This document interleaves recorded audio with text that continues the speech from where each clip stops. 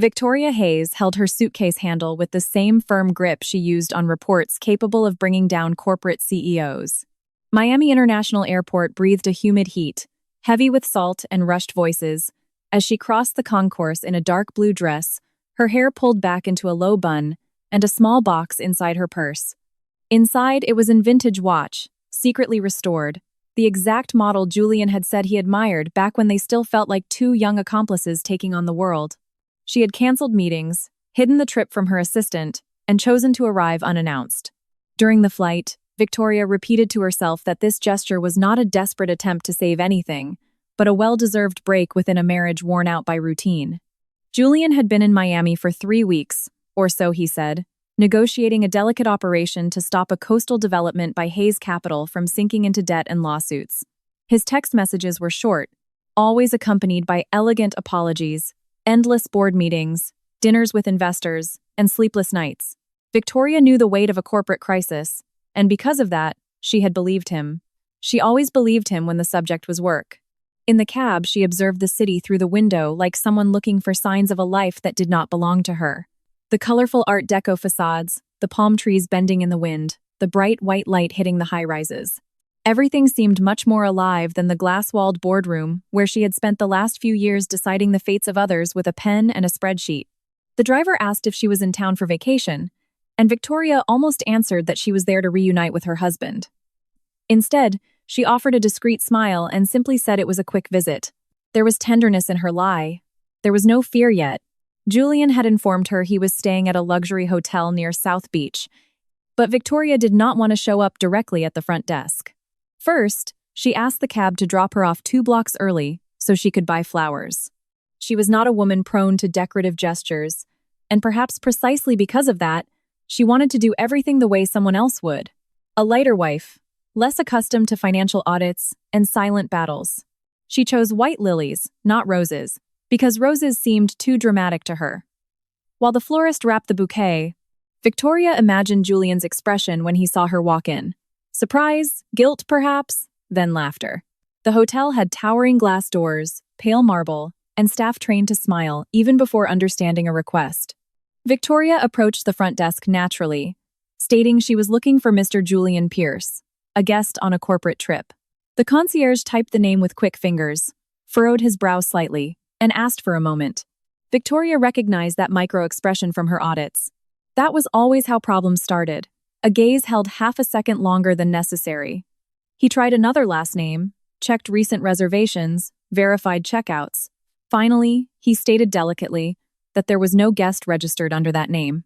Victoria's first reaction was not despair, but calculation. Perhaps Julian had used the company name. Perhaps the reservation was under a partner's name. Perhaps, for security, they had chosen another hotel. She thanked him, stepped away from the counter, and sat in an armchair beneath an arrangement of indoor palms. The bouquet rested on her lap, suddenly feeling strange. She took her cell phone from her purse and reread his messages. There were photos of a conference table, a coffee cup, a window with a side view of the ocean. Victoria zoomed in on each image, searching for reflections, names, signs. She did not need to teach herself to be suspicious. Life had trained her. In the third photograph, she noticed a detail that had previously seemed irrelevant to her. Behind the coffee cup, in the dark glass of the window, there was a reflection of a balcony with a green railing and hanging planters. It was not the hotel. She searched for nearby buildings, compared public street views, cross-referenced the angle of the beach, the position of the high-rises, and the shadows cast by the morning sun. In less than 20 minutes, she found a residential condominium complex. 7 minutes away from where she sat, her heart began to beat in a way that did not match the serene expression on her face. Victoria stood up slowly, as if she still controlled the world. The street in front of the building was quiet, shaded by old banyan trees, with expensive cars parked unhurriedly. Victoria crossed the sidewalk, carrying the lilies now slightly wilting in the Florida heat. The building was not as luxurious as the developments her firm financed, but it possessed an elegant intimacy, wide balconies, sheer curtains, and children's bicycles near the lobby entrance. She did not go inside. She stood across the street, under the shade of an oak tree, watching the movement. A part of her still wished to be wrong. Another part, older and more severe, was already organizing the evidence before the pain could be named. Julian appeared at 5:42 p.m. Victoria first saw the rental car that was listed on the receipts sent to the company, then his hand on the steering wheel, the watch she had given him on their 5th wedding anniversary, his white dress shirt rolled up to the forearms. He stepped out, smiling at someone inside the building, not with his social, business smile, but with a domestic, relaxed, almost juvenile joy. Victoria felt the air escape her lungs without a sound. The bouquet felt as heavy as a useless object. He opened the trunk and took out grocery bags, diapers, and a small yellow backpack. The woman appeared shortly after, stepping down the entrance stairs holding a little boy. She was younger than Victoria, but not with a fragile youth. She had loose brown hair, a tired but beautiful face, and a simple dress clinging to her body in the warm wind. The boy reached his arms out to Julian with absolute trust. Julian dropped the bags on the ground, laughed, picked up the child, and kissed his forehead. The boy said a word that Victoria did not need to hear completely to understand. Daddy. The syllable crossed the street, the traffic, the years of marriage, and landed in her like a clean blade.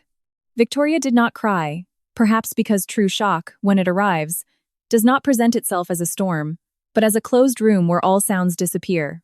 She watched Julian kiss the woman on the corner of her mouth, tuck her hair behind her ear, and take a gentle scolding for having forgotten something at the grocery store. She saw the naturalness of their gestures, the routine embedded in every movement, the complete absence of guilt. This was not an improvised affair, not an unexplained night, a travel mistake, or a human weakness. It was an entire parallel life, built with patience. Julian carried the boy on his shoulders to the lobby while the woman gathered the bags. Victoria noticed the way he leaned in to listen to her, the way he touched her back as they went inside, the almost theatrical care with which he protected the child's head while passing through the glass door. For years, he had claimed he did not want children before the firm stabilized, before Victoria traveled less, before they both had time. She had accepted it, not without sadness, because marriage was also about choosing battles. Now she understood that he had not postponed fatherhood, he had merely attached it to another house. The doorman stepped out to collect some mail, and Victoria saw an opportunity to confirm what her eyes already knew. She crossed the street unhurriedly, acting like any ordinary visitor. Before reaching the entrance, the doorman greeted her politely. She said she was delivering flowers for Chloe, apartment 702, pretending to check a non-existent tag on the bouquet. The name came by intuition, because she had heard Julian say it once on the phone months ago, claiming she was an architect involved in the project. The doorman smiled, recognized the name, and asked if it was a gift from Mr. Pierce. Victoria felt a vertigo so discreet that only her fingers gripping the lily wrapping too tightly gave it away. She answered yes, but added that she would come back later, as she might have gotten the delivery time wrong. The doorman, without malice, commented that Mr. Pierce had just gone up with Miss Chloe and little Leo. Little Leo. The name hung suspended inside her, heavy and innocent. Victoria thanked him, turned around, and walked away before any muscle in her face could betray the devastation. There was no more room for hypotheses. There was an apartment, a woman, a son, shared mail, a routine. At the corner coffee shop, she ordered ice water and sat with her back to the wall. A waitress asked if she was okay, and Victoria answered yes, with a calm so perfect it seemed rehearsed by someone else. She opened her purse, took out the gift, and touched the glass of the watch. She remembered Julian years ago in a small restaurant in Manhattan, saying he admired objects that stood the test of time because they carried stories without needing to explain them. That night, he had held her hand across the table and promised never to make her doubt her place in his life. The memories began to surface, not as comfort, but as tainted evidence. Their first rented apartment, the late nights sharing cold takeout while he studied expansion proposals, the death of her father. When Julian cried next to the casket with an expression Victoria had believed to be love. The small, elegant wedding, where he swore partnership in front of a few witnesses. The day she nominated him to the board of Hayes Capital, against the resistance of older directors who considered him too ambitious. She had defended Julian with technical arguments and with her heart. Now both things seemed equally naive. Victoria returned to the condominium complex when the sky was already beginning to darken, not because she wanted to see more, but because she needed to understand the scale of the lie. From across the street, she saw the lights turn on upon the 7th floor. The balcony with the green railing appeared illuminated by a warm lamp, Chloe hung a tiny t-shirt on a drying rack, then disappeared inside. Minutes later, Julian appeared, holding Leo by the hands, helping him take clumsy steps. He was laughing with his entire body. Victoria knew that laugh. It was rare at home, almost non-existent in recent years. Always replaced by exhaustion or impatience, a cruel thought tried to take root inside her. Maybe he was happier there. Maybe Victoria really was an arid, busy, demanding presence. A woman who turned any room into a boardroom and any affection into a responsibility. But her own mind, trained to separate guilt from manipulation, reacted harshly. Happiness did not absolve fraud. Loneliness did not justify betrayal. No emptiness gave anyone the right to build a family on another person's trust and finance it with hidden resources. Victoria looked down at her cell phone and took a photograph of the building's facade, then another of the car, another of the license plate. It wasn't revenge yet. No, it was survival. Victoria had always believed that truth, when undocumented, merely becomes a disputable version. Julian was charismatic, persuasive, skilled at turning questions into accusations against the one asking. She had heard him do it in meetings, with suppliers, with directors, with employees who left apologizing for having pointed out real problems. If she confronted him right there in front of the woman and the child, he would cry. Would he improvise a story, ask for time, blame Victoria for emotional abandonment, turn her pain into a tribunal against herself? No, she would not give him the luxury of improvisation. At nightfall, Victoria received a text from him. Love. The meeting ran late again. Going to dinner with the investors and heading back to the hotel late. Miss you. She read it once, twice, 3 times. The word hotel felt like an obscene joke. The phrase, miss you, a forged signature. For a moment, her fingers hovered over the screen, tempted to reply that she was on the street, standing in front of the building, watching the life he swore he didn't have. Instead, she just wrote that she understood, told him to take care. His reply came with a red heart. Victoria locked the screen before the nausea could overcome her. On the way to another hotel, chosen at random, the city seemed to lose its contours. Victoria walked because she couldn't bear getting into another car. She couldn't bear the forced intimacy of a driver asking where she was going. The brightly lit streets reflected in old puddles. Couples walked out of restaurants. Vendors put away chairs. A boy ran holding a balloon. Life went on with an almost offensive indifference. Inside her, something was also going on. Not the part that loved Julian, but the part that had learned entirely too early that collapse is a privilege for those who have a safety net. In her room, she locked the door, placed her suitcase on the luggage rack, and finally let the bouquet fall to the floor. The lilies scattered across the carpet like small flags of surrender. Victoria took off her shoes, washed her face, leaned her hands on the sink, and stared into the mirror. The reflected woman looked intact. No visible cracks, no blood, no screaming, only her eyes, dark and still, betrayed that something irreversible had happened. She thought of her mother, who always said that dignity was not the absence of pain, but the ability to not hand the abuser the spectacle of the wound. She sat at the small desk in the room and opened her laptop. Her password went in without an error, despite the barely perceptible tremor in her hands. Her first search was through the recent reports from the Miami project. Julian had submitted expense reports, invoices, lodging receipts, consulting contracts. Victoria analyzed each file with the cold focus that had made her feared in the financial market. In less than an hour, she found 2 LLCs that made no sense. An environmental services provider with no operational history, and an architectural consulting firm linked to a residential address, the exact same address as the condominium. Chloe's name appeared on the consulting firm's registration as a managing partner. Victoria sat absolutely still in front of the screen. The discovery should have fueled her rage, but it brought something far more complex. Chloe was not just a mistress. She was a piece of a financial structure, perhaps an accomplice, perhaps a tool, perhaps both to varying degrees. Julian had authorized massive payouts to her firm under the guise of technical studies that were nowhere to be found in any legitimate file. Part of the funds came from internal accounts for which Victoria had signed general blanket approvals, trusting the consolidated reports Julian prepared. The betrayal now had numbers, dates, paper trails. The early morning stretched out like a room with no doors. Victoria created an encrypted folder, copied documents, saved images, and sent duplicates to a secure server. She was no longer thinking as a wife.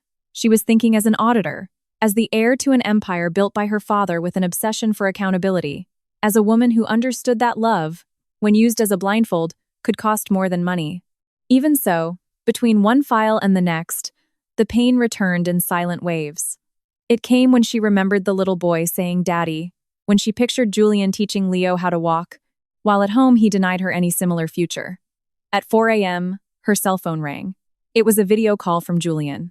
Victoria took a deep breath, adjusted the desk lamp so her face would look merely tired, not devastated, and answered. He appeared lying in a room that tried to look impersonal, but Victoria recognized the beige curtains in the background from the apartment's balcony. Julian offered a rehearsed, sweet smile and said the meeting had been exhausting. She replied that she had also been working late. He asked if she was looking pale. Victoria said it was just lack of sleep. Neither of them blinked for a second. Julian talked about investors, deadlines, legal risks. He lied with pure fluidity. And Victoria observed every inflection like someone studying an opponent across a negotiating table. Next to him, just out of frame, a child's sound could be heard, almost a sleepy grumble. Julian stiffened for a microscopic fraction of a second, then coughed and said the TV in the next room was too loud. Victoria tilted her head slightly and asked nothing. That pause confirmed more than any confession ever could. When she hung up, she felt a new, terrifying calm. He wasn't just lying, he was relying entirely on her emotional obedience. The next morning, Victoria bought a return ticket to New York. Before heading to the airport, she drove past the condominium one more time. There was no drama. Julian did not appear at the window. Chloe did not come downstairs. Leo was not laughing on the balcony. The building just looked like an innocent building with a pale facade. Victoria left the bouquet of lilies in a public trash can a block away, but she kept the watch in her purse, not as a gift, but as a reminder of the mistake she almost made by offering tenderness to someone who had turned her trust into raw material for an entire lie. On the plane, while the clouds hid Miami, Victoria opened a black moleskine notebook she used for strategic planning. She wrote down 3 names: Julian, Chloe, Leo. Then she wrote, Hayes Capital, consulting firm, payments, board of directors, file access. Her handwriting was firm. Next to Leo, she paused for a few seconds and added a word that surprised her. Innocent. The child was not a weapon, although Julian could certainly use him as a shield. Victoria closed the notebook and looked out the window. The pain was still there, vast, but now it had edges, and anything that had edges could be fought.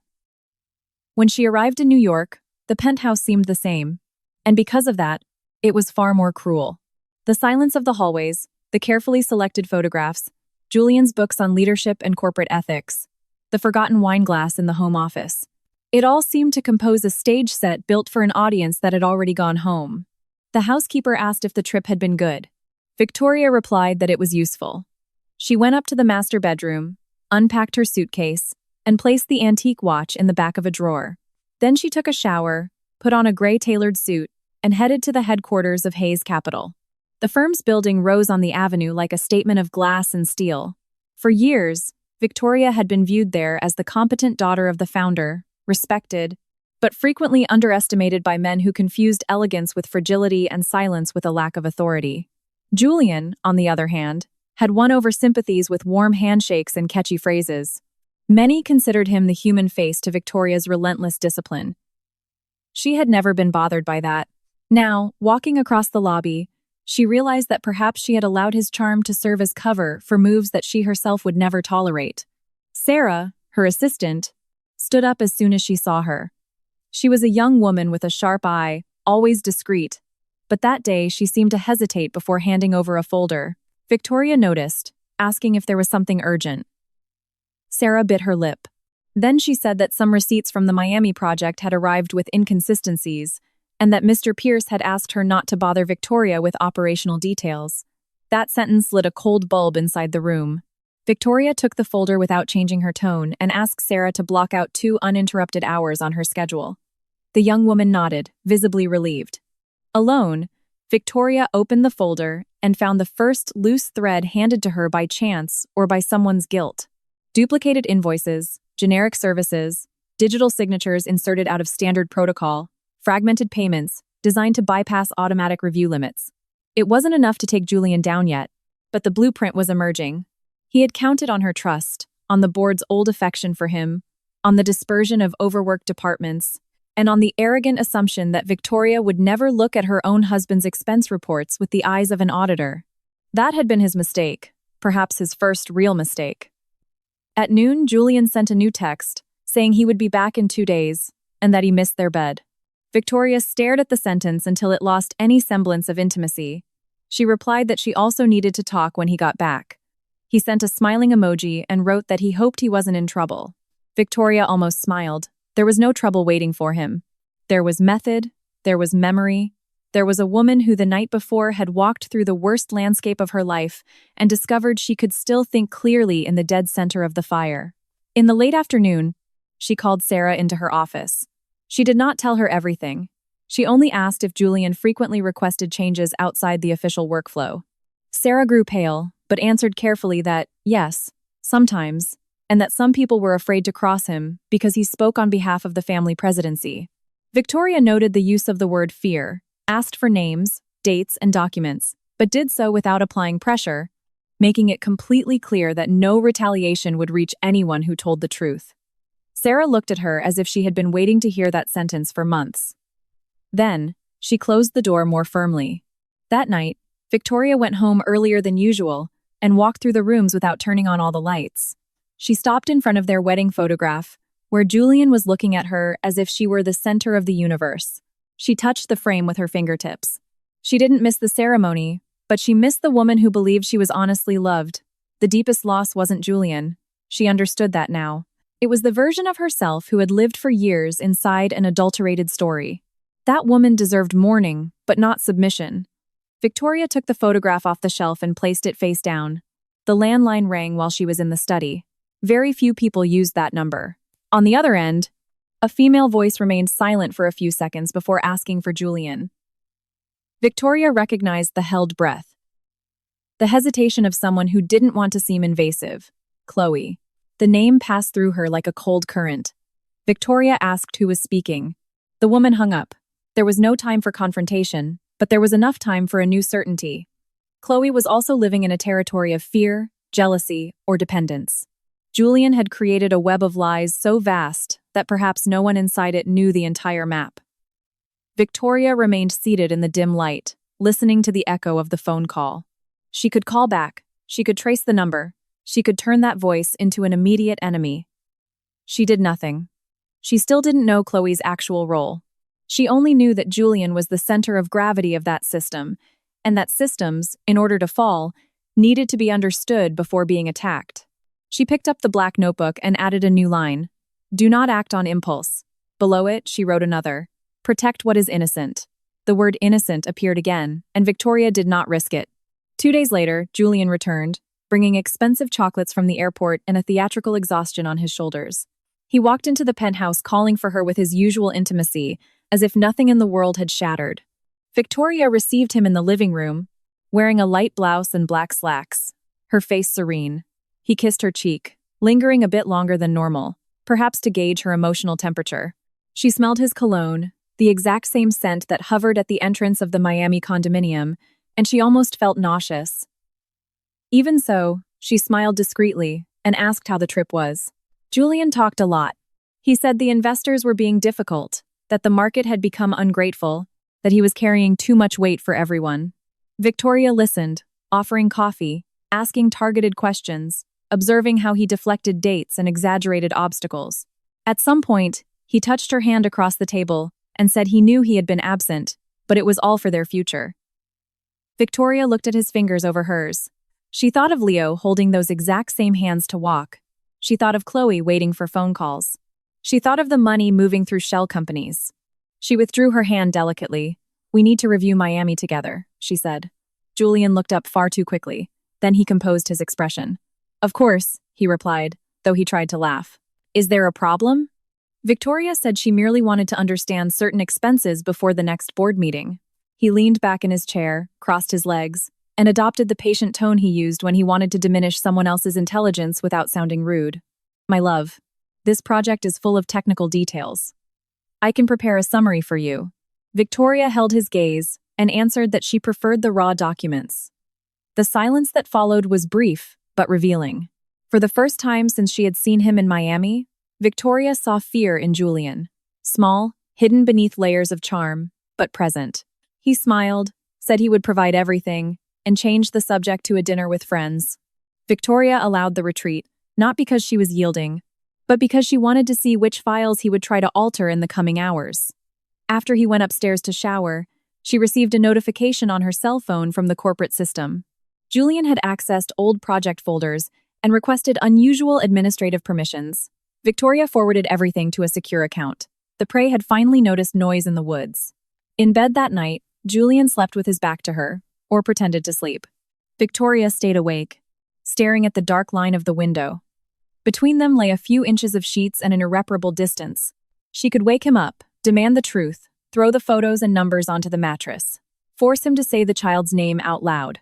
But the truth, ripped out too early, would only serve to let him cover his tracks. Victoria learned from her father that an arrogant opponent must keep believing he controls the board until his own pieces surround him. She closed her eyes as dawn began to break. In the following days, the house became a theater of controlled gestures. Julian kissed her forehead before leaving, and Victoria accepted it without stiffening. He spoke of being tired, and she offered tea. He asked if anything was worrying her, and she mentioned only work. Inside, every word of his was archived. Every absence was cross-referenced. Every contradiction was marked in the black notebook. Sarah delivered documents discreetly. An IT analyst, summoned under the pretext of an internal audit, recovered access logs.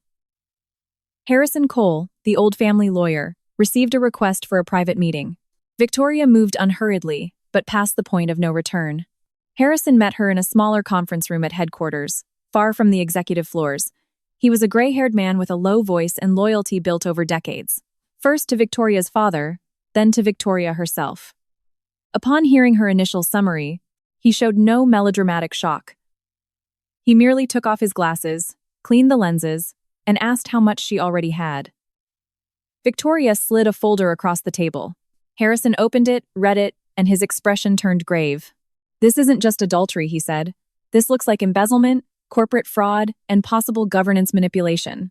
Victoria nodded. "I know." Hearing the legal name for her destruction from another mouth made something harden and organize itself inside Victoria. Harrison asked if she wanted to file an immediate lawsuit. She said she didn't yet need to separate what was a crime from what was a wound, what was proof from what was intuition, what was Julian's guilt from what could be Chloe's ignorance. Harrison watched her with sad respect. "Many would just look for revenge," he said. Victoria replied that revenge was too loud and often stupid. She wanted justice, and justice, when done well, didn't need to scream. Leaving the meeting, she bumped into Julian in the 14th floor hallway. He was accompanied by 2 directors, smiling, handing out confidence like someone handing out counterfeit bills. Seeing her, he approached and asked if she would have lunch with him. Victoria replied she had appointments. One of the directors joked, saying Julian should be careful because Victoria looked like she was preparing one of those audits that gave powerful men insomnia. Julian laughed out loud and put his arm around her waist with public intimacy. "My wife only looks dangerous," he said. "Deep down, she's a softie." Victoria smiled. Julian did too. Neither of them believed the other. When the elevator doors closed, Victoria looked at her reflection in the metallic doors. A softie. Maybe he was right about something. There was a part of her that still remembered the love, that still suffered imagining the child without a father if everything came crashing down, that still wondered at what exact moment Julian chose to turn a partnership into exploitation. But a soft heart did not mean a weak mind. She learned that week that tenderness without clarity was an open door for predators, and Julian, with his mature good looks and confident voice, had walked through that door many times. At night, in her home office, Victoria received a letter with no return address. Inside was a copy of a bank transfer receipt, a blurry photo of Julian entering the Miami condo, and a short handwritten note. "He isn't who he says he is. Don't trust him." The handwriting was feminine, erratic, as if written in a rush. Victoria didn't know if it came from Chloe, from a female employee, from someone in Julian's network trying to protect themselves, but the receipt revealed an even more severe transfer, made to an offshore account outside the circuit of known contracts. The amount was too high to be explained away as vanity. Victoria locked the envelope in the safe and stood by the window. New York glittered below, indifferent, just as Miami had been indifferent. She thought about the path opening up, The damage to the firm, the public exposure, the intimate humiliation, the possibility of discovering that people close to her had participated. No choice would be clean. Confronting Julian meant destroying the lie and, perhaps, hurting innocent people. Staying silent meant allowing him to keep stealing not just money, but the reality of everyone around him. Victoria breathed slowly. For the first time, the pain gave way to absolute resolve. The next morning, she convened a special audit on the Miami project, strictly technical in scope with highly restricted access. Julian found out before lunch. He walked into her office without knocking, his smile abandoned in the hallway, and asked what the need for that was, if she doubted him, if she intended to embarrass him in front of the team. Victoria looked up from the documents and said the firm required transparency from everyone. He leaned over the desk, lowering his voice. Be careful not to turn your marital insecurity into a corporate problem. It was his first direct threat. Victoria felt the blow, but did not flinch. Marital insecurity, she repeated, as if analyzing a poorly drafted clause. Julian realized he had gone too far and tried to soften it. He said he was tired, that she had been distant, that they both needed to take a trip together. When it was all over, Victoria closed the folder in front of her and answered that, yes, it would all be over. The phrase hung between them with a double meaning. Julian stared at her, looking for the wife he knew, the one who argued, yielded, rationalized, and protected the couple's image. He found another woman, or perhaps the same one, finally free of the fog. He left without saying goodbye. After the door closed, Victoria let her hands shake for 10 seconds. Just 10. Then she opened the black notebook and wrote the date. Below it, she recorded Julian's phrase, marital insecurity, and underlined it twice. He had begun to prep his narrative. Soon, he would say she was unstable, jealous, too emotional to lead an audit. It was predictable. Men like Julian always tried to turn female clarity into hysteria when they realized they could no longer seduce the silence. Victoria called Sarah on the intercom and asked that all communications be formalized in writing from that point on. At the end of that day, Victoria returned home and found Julian in the garden, on his cell phone, speaking quietly. Upon seeing her, he ended the call abruptly. She didn't ask who he was talking to. She walked up the stairs, took off her coat, and before entering the bedroom, heard his phone vibrate on the console table. The screen lit up for a second. A text message appeared, short enough to be read unintentionally, cruel enough to erase any remaining doubt. Leo has a fever and is asking for you. Victoria stood frozen, feeling the child's name pass through the house again, a house where it had never been spoken. Julian appeared behind her and saw the direction of her gaze. His face changed. It was fast, almost invisible, but Victoria caught the exact instant. He understood a door had been opened. Still, he chose to lie. He said it was an employee on the project, a single mother, someone he was helping out of charity. The explanation came ready-made, pious, offensive. Victoria turned to him slowly. There were no tears in her eyes, and that seemed to scare him more than any screaming ever could. She simply said she hoped the child felt better. Then she walked into the bedroom and closed the door. Outside, Julian stood perfectly still. For the first time, Victoria figured he might not know exactly how much she knew. That uncertainty would be useful. She sat on the edge of the bed, feeling her entire body throb with a mixture of pain and disgust. There was a sick child asking for his father, and the father was standing right there lying to his wife about charity. No architecture of charm could survive that scene in her memory. She realized that the end of the marriage had already happened in Miami. What remained now was stopping Julian from taking everything that didn't belong to him down with it. That night, Victoria didn't sleep next to him. She said she was working late and stayed in the home office, surrounded by documents, screens, and silence. At 2 a.m., she received a text from Harrison. The initial analysis confirmed strong indications of fraud, but it would be necessary to obtain proof of intent and direct participation to prevent Julian from blaming subordinates. Victoria replied that she would get it. She didn't know how yet, but she would. She opened the drawer where she had kept the restored watch and placed it on the desk. The hands moved forward with indifferent precision. Time, she thought. That was what Julian believed he controlled. He was wrong. At dawn, Victoria saw through the window the first sliver of light touch the skyscrapers. The city was waking up without knowing that a quiet war was beginning in a domestic office between a betrayed woman and a man convinced of his own impunity. She felt no triumph, only a heavy serenity. The wounded love still breathed in some corner, but it no longer commanded her steps. Victoria picked up her phone and sent Sarah a single instruction. Gather everything on Chloe Bennett and her consulting firm. No alarms, no commentary. Then she locked the screen and closed her eyes for a moment. When she went downstairs for coffee, Julian was already at the table, pale under the morning light. He tried to smile, asked if she had slept well. He mentioned he might need to fly back to Miami soon. Victoria poured coffee unhurriedly. She said she understood, that Miami seemed to demand a lot from him. He watched her, looking for irony, but found only an indecipherable calm. The war between them would not be fought with broken plates or screaming in the hallway. It would be built on patience, documents, accumulated truths, and the fatal mistake of Julian, who had confused Victoria's silence with blindness. She raised her cup and took the first sip without breaking eye contact.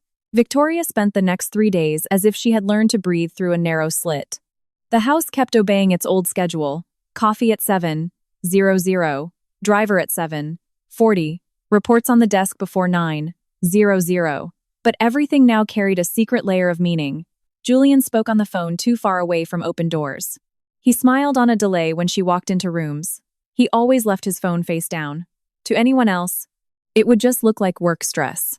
To Victoria, every gesture was a tiny confession trying to hide inside the routine. At Hayes Capital, the special audit advanced under a flawless justification. Victoria had not mentioned marriage, betrayal, or Miami as a personal wound. The official mandate spoke of preventive risk review, contract compliance, and protecting investor assets. It was a language that reassured board members and terrified the guilty. Sarah gathered files with silent discipline, walking into Victoria's office with thin folders and increasingly sharp eyes. The young woman seemed to understand there was something much larger behind the numbers, but asked no unnecessary questions. That discreet loyalty became one of the few solid things on that shifting ground. The first inconsistencies formed a far more sophisticated blueprint than Victoria had imagined in Florida. Chloe's consulting firm received payouts for environmental studies, digital mock-ups, technical assessments, and community mediation. But the delivered files were flimsy, repetitive, sometimes directly copied from public records. The other company, Coastal Management LLC, appeared as a subcontractor on invoices issued always just below the threshold that required dual executive approval. The registered address led to an empty commercial suite. The phone number went straight to voicemail. The partners were names with zero real presence in the market.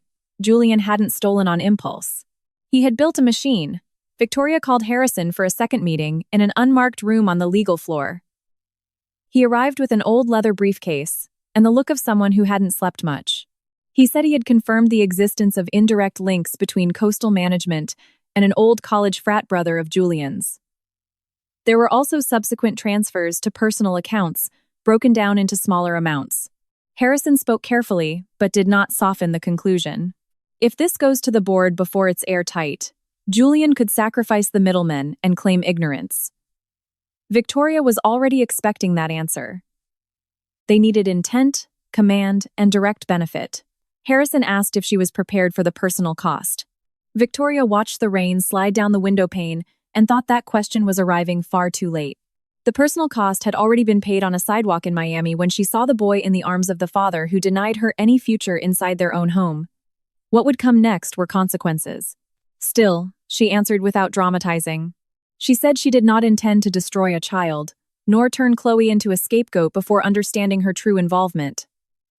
Harrison nodded, but warned her that Julian might use exactly that compassion against her. Victoria said she knew. That night, Julian came home with expensive wine and a rehearsed disposition for tenderness. He commented that they had been distant, that the firm was swallowing them whole, that maybe it was time to think about a real vacation once Miami wrapped up. Victoria watched him pour 2 glasses in the living room, under the golden light of a lamp they had bought on an old trip together. He seemed to pick his words with the care of someone mending a torn curtain in front of an open window. She accepted the glass but did not drink. Julian noticed and smiled. "You've been suspicious of me," he said, trying to sound playful. Victoria replied that she was suspicious of all poorly documented processes. Julian laughed, stepped closer, and touched her shoulder. He said not everything in life could be audited, that trust was also a form of intelligence. The phrase would have been beautiful in another mouth. In his, it sounded like an order disguised as philosophy. Victoria looked up and asked if he trusted her.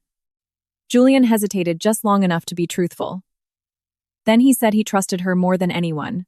She set the untouched wineglass on the table and replied that she hoped he remembered that. Julian started shifting strategies the very next day. Instead of confronting the audit directly, he started circling people. He called analysts for informal chats, praised insecure employees, insinuated that Victoria had been under severe emotional pressure since her father's passing, even though the mourning period was years gone. He told a director that his wife was brilliant, but sometimes took rigidity too far. The phrase circulated like cheap perfume in elevators and coffee shops. Victoria found out through Sarah, who walked into her office with a tense face, and suggested it might be better to start recording certain conversations. Victoria authorized it within legal limits. The attempt to frame her as unstable didn't surprise her, but it hurt in a very old way. Since she was young, Victoria had heard variations of the exact same accusation. When she was precise, they called her cold. When she was prudent, they called her paranoid. When she refused shortcuts, they said she lacked flexibility. Julian was simply grabbing a readily available prejudice and dressing it up in marital language. Still, there was an essential difference. Before, she had tried to prove she was reasonable to gain acceptance. Now, she understood she didn't need to sweeten her clarity to make it tolerable to men who profited from the confusion. Sarah brought the first truly damning piece of evidence on a muggy afternoon.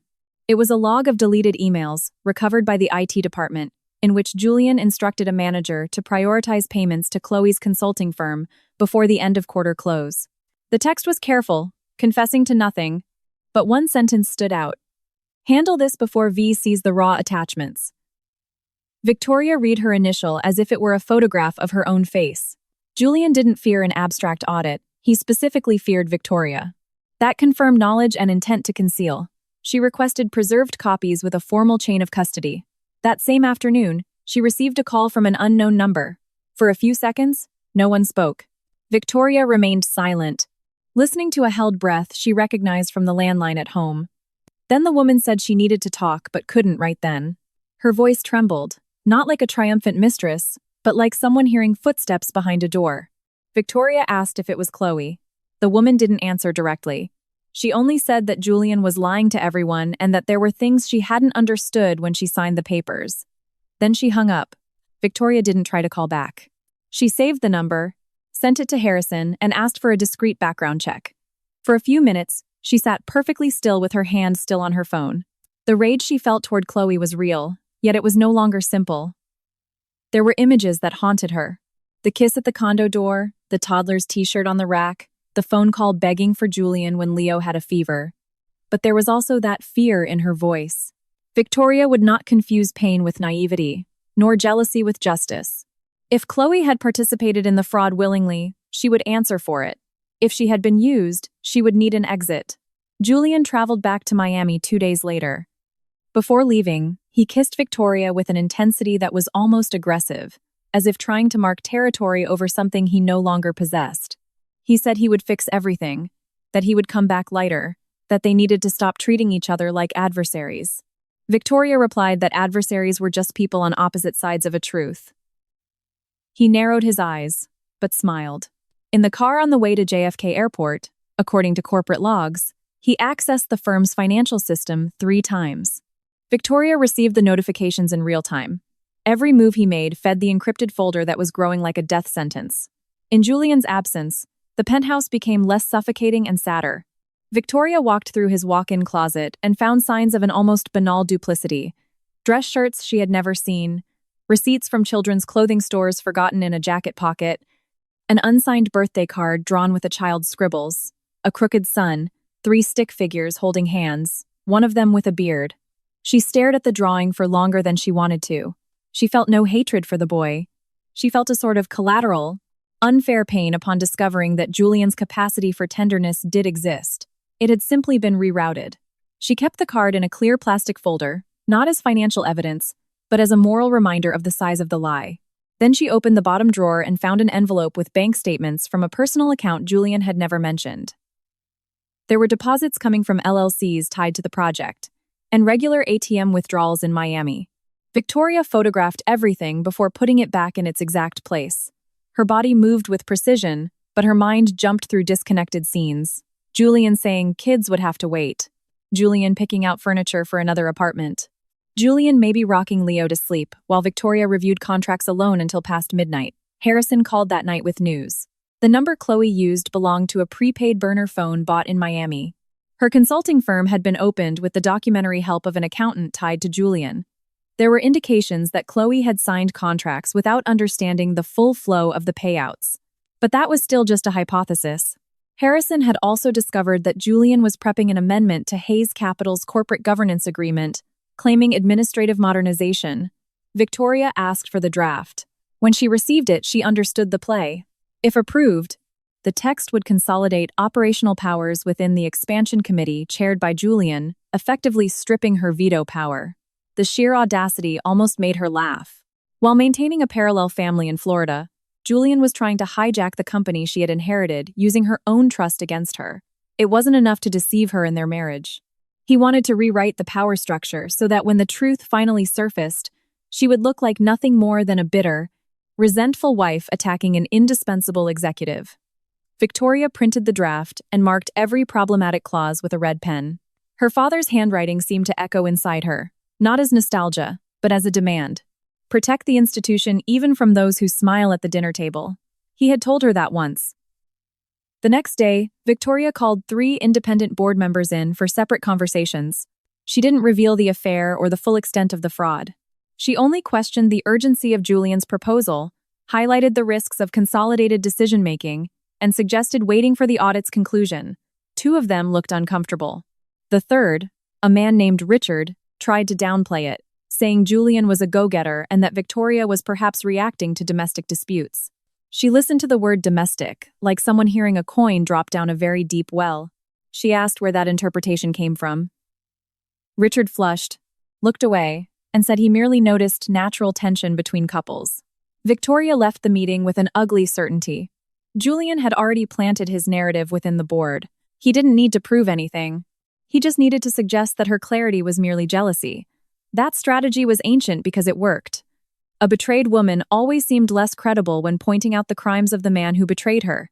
The suffering tainted her arguments in the eyes of others, even when the paperwork was flawless. Victoria decided right then that she would not let the story start with the marriage. It would start with the numbers, the contracts, the unauthorized access, the governance clauses. The infidelity would be context, not the foundation. Sarah revealed her own story one night while they were working after hours. The young woman hesitated to speak, hugging a folder to her chest, until she finally confessed that Julian had pressured her months ago to alter receipt dates on 3 invoices. When she refused, he called her a scared little girl. He told her her career depended on knowing how to obey, and insinuated that Victoria wouldn't have patience for employees who created bottlenecks. Sarah had believed for a while that the CEO actually viewed her as a problem. Victoria felt shame for this shadow cast in her name. She apologized without theatrics. From that night on, Sarah stopped being just an assistant and became a conscious ally. She knew the hallways where Julian's arrogance strutted without leaving paper trails. She knew which analysts were afraid, which managers signed without reading, which directors offered too much praise. Victoria didn't encourage her to take risks, but asked her to document memories with approximate dates, names, and circumstances. Corporate truth was often born exactly like that, not as an explosion, but as a mosaic, an email, a conversation, a sticky note, a repeated fear. When aligned, these fragments formed a picture that no charismatic speech could erase. Julian returned from Miami more restless. He brought gifts for Victoria, a silk scarf and a discreet bracelet, both far too expensive to look like spontaneous affection. She said thank you, put the boxes away unopened, and mentioned that the board meeting had been postponed until the preliminary audit report was ready. His face hardened. Who decided that? Victoria replied that she had, backed by the independent board members. Julian laughed without humor, saying she was letting paranoia contaminate business. The word dropped between them like a signature. Paranoia. Victoria filed it away mentally. He was stepping up another rung in building the farce. The dinner that followed was a fight without witnesses. Julian said Victoria always needed to control everything because she couldn't handle vulnerability. She replied that vulnerability wasn't the same as blindness. He asked if she was insinuating something. She said insinuating was a poor tool. She preferred demonstrating. Julian slammed his silverware down and glared at her. For a split second, the mask of the exhausted husband vanished. revealing the man who absolutely refused to lose his grip. "You aren't going to like what happens when you turn your marriage into an investigation," he said. Victoria wiped her lips with her napkin. She replied that honest marriages do not fear questions. Julian got up before dessert, saying he would sleep in the guest room because he didn't have the energy for interrogations. Victoria didn't stop him. She stayed at the table until she heard the door shut upstairs. The penthouse felt massive, but not empty. It was full of unspoken phrases, rotting lies, and a war that had finally stopped pretending to be a misunderstanding. She picked up her own wine glass, took it to the kitchen, and spent a few seconds watching the water run over the crystal. Cleaning certain things would require far more than water. At dawn, Julian made a phone call in the garden. This time, Victoria didn't listen out of impulse while hiding. The home security system recorded exterior audio in common areas, something they had both signed off on years ago after a break-in attempt. She accessed the recordings the next day, with Harrison present, to avoid any claim of improper use. Julian's voice was low but comprehensible. He was telling someone that Victoria was digging too much, that they needed to align their stories, and that Chloe needed to keep her mouth shut if she didn't want to lose everything. Harrison paused the audio. The silence between them was heavy. Victoria told him to keep playing it. Julian went on, agitated, mentioning documents, offshore accounts, and the need to transfer files before the audit closed the net. He didn't explicitly name crimes, but he spoke too exactly like someone who knew his guilt. At one point, he said Victoria wouldn't have the guts to take it all the way because she still cared too much about her image, her family, and the kid. Victoria felt that blow deeper than she expected. Julian knew her compassion and treated it as an operational weakness. Harrison carefully turned off the recording. "This changes everything," he said. Victoria answered yes, though her voice came out as barely a whisper. From there, the investigation gained velocity. Harrison requested outside counsel opinions. Sarah organized a timeline. The IT analyst preserved server logs before they could be wiped. Victoria reviewed contracts until her eyes burned. Every new piece of evidence proved Julian had used the firm's structure to bankroll a parallel life and expand his internal power. There were payments to Leo's preschool disguised as project advances. There was rent for the condo buried in representation expenses. There were gifts, flights, furniture, all mixed in with the cash that was supposed to fund construction, jobs, and obligations to investors. The discovery regarding Leo hurt Victoria in a contradictory way. One part of her hated Julian with a purer rage for dragging a child into that financial mud. Another part felt an almost maternal sorrow, imagining the boy growing up in an apartment paid for by fraud, unaware that his toys could eventually become trial exhibits. Victoria separated those receipts into a different folder, with restricted access. She told Harrison she didn't want unnecessary exposure for the child. Harrison agreed, but reminded her that Julian might try to use Leo publicly.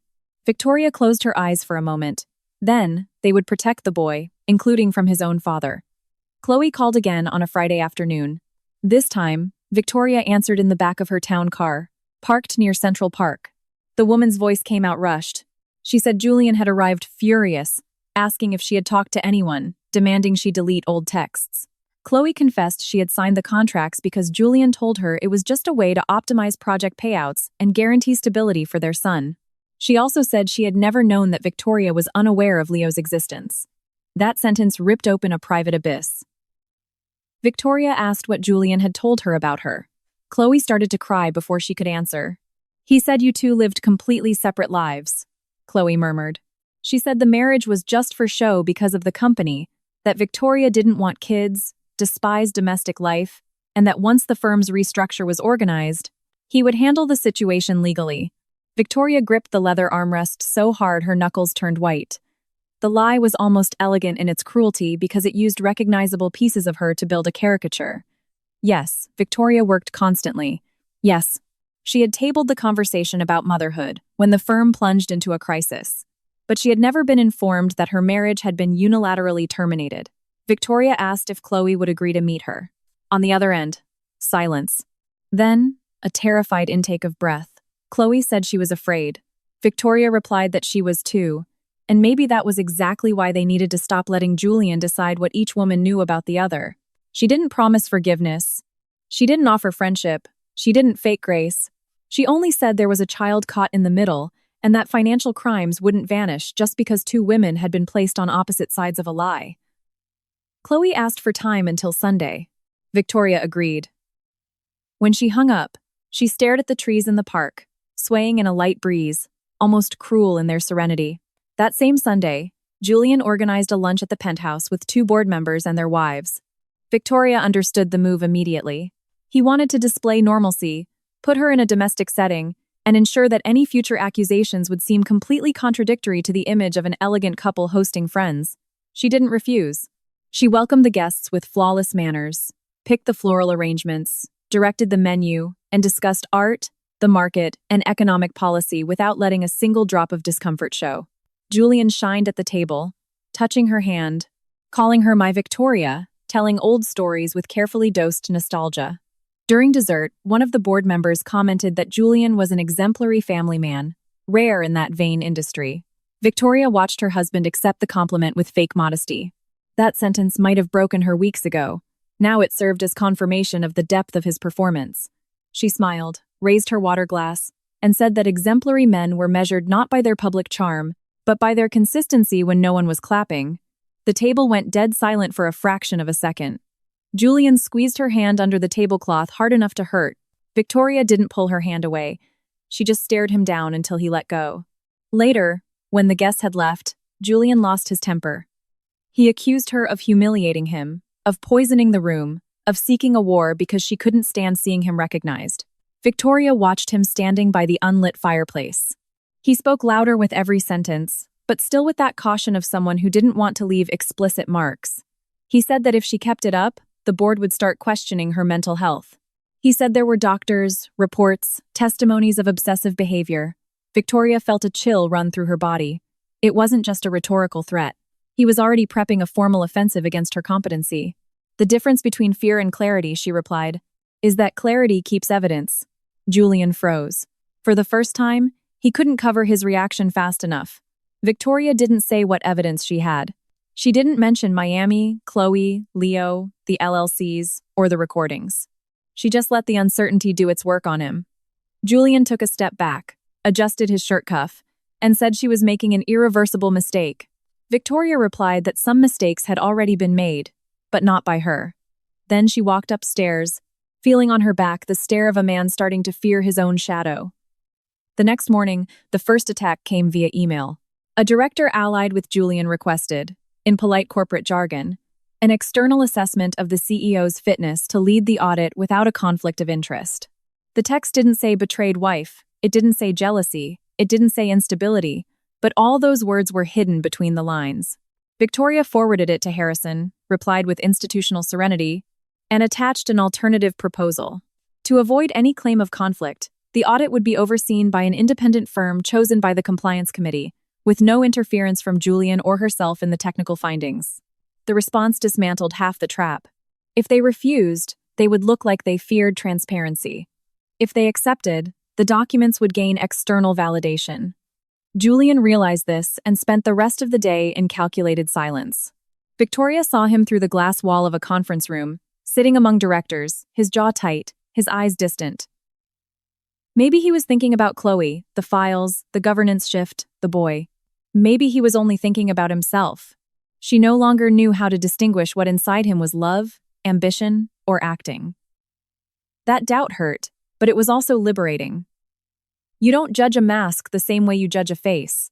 The following Sunday, Victoria met Chloe in a nearly empty parking lot of a coffee shop far from downtown Miami, where she had flown without telling Julian. The woman arrived wearing dark sunglasses, clutching a large tote bag against her body as if expecting to be followed. She looked more exhausted than she had on the balcony.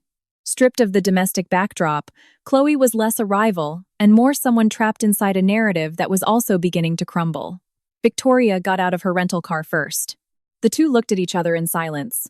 Between them lay betrayal, lies, money, an absent man, and a child that neither knew how to entirely protect.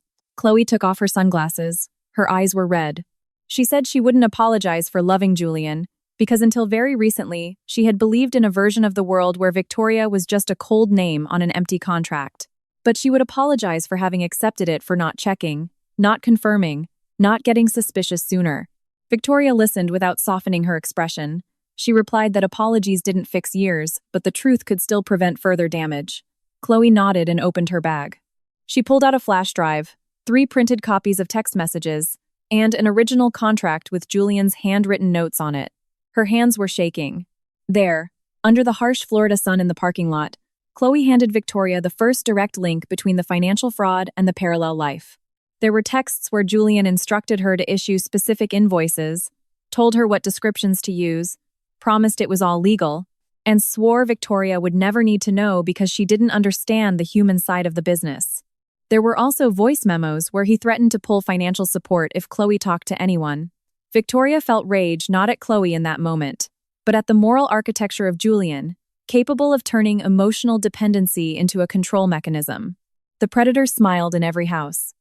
Chloe asked what would happen to Leo. The question wasn't a challenge, it was pure panic. Victoria looked at the woman who had loved her husband and realized that the answer would define who she herself would become after the fallout. She said Leo was not responsible for his father's crimes. She said any legal process would be handled to protect the child as much as possible, but she also made it explicitly clear she would not hide fraud just to spare adults from the consequences. Chloe cried silently, a mix of relief and terror. Victoria did not hug her. There wasn't enough of a bridge for that yet. There was only a baseline packed with the truth. When she flew back to New York, Victoria carried the flash drive inside an inner compartment of her purse, right next to the watch she had never given Julian. On the flight, she couldn't work. She just stared at the clouds, thinking that love, when it rots, doesn't automatically turn into hate. Sometimes it turns into a kind of severe clarity.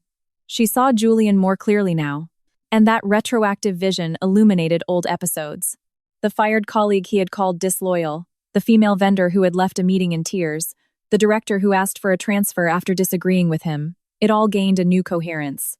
When she got home, she found Julian waiting in the living room. He knew. Maybe from a heads-up from condo security, maybe from Chloe, maybe from pure guilty instinct. His face was entirely too calm. He asked how Miami was. Victoria placed her purse on the armchair, took off her earrings slowly, and replied that it had been illuminating. Julian took a step toward her. He said Chloe was unstable, manipulative, capable of making things up for a payout. Victoria didn't move. He kept talking, faster and faster, saying he had made mistakes. Yes, but nothing that justified a war. Then he said Leo's name, offering it like a password to her humanity.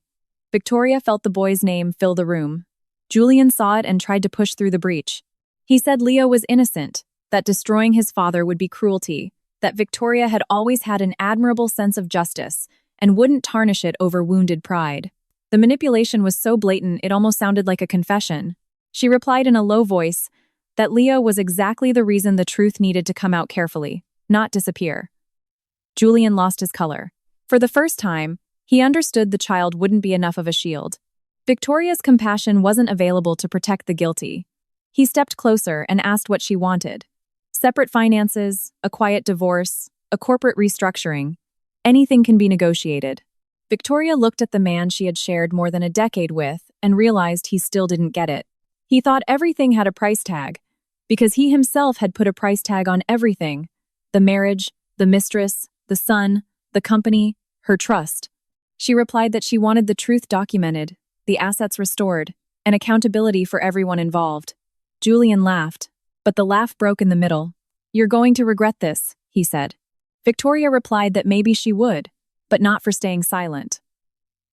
That night, Victoria handed Harrison the material from Chloe. The lawyer watched the video files with a progressively harder expression.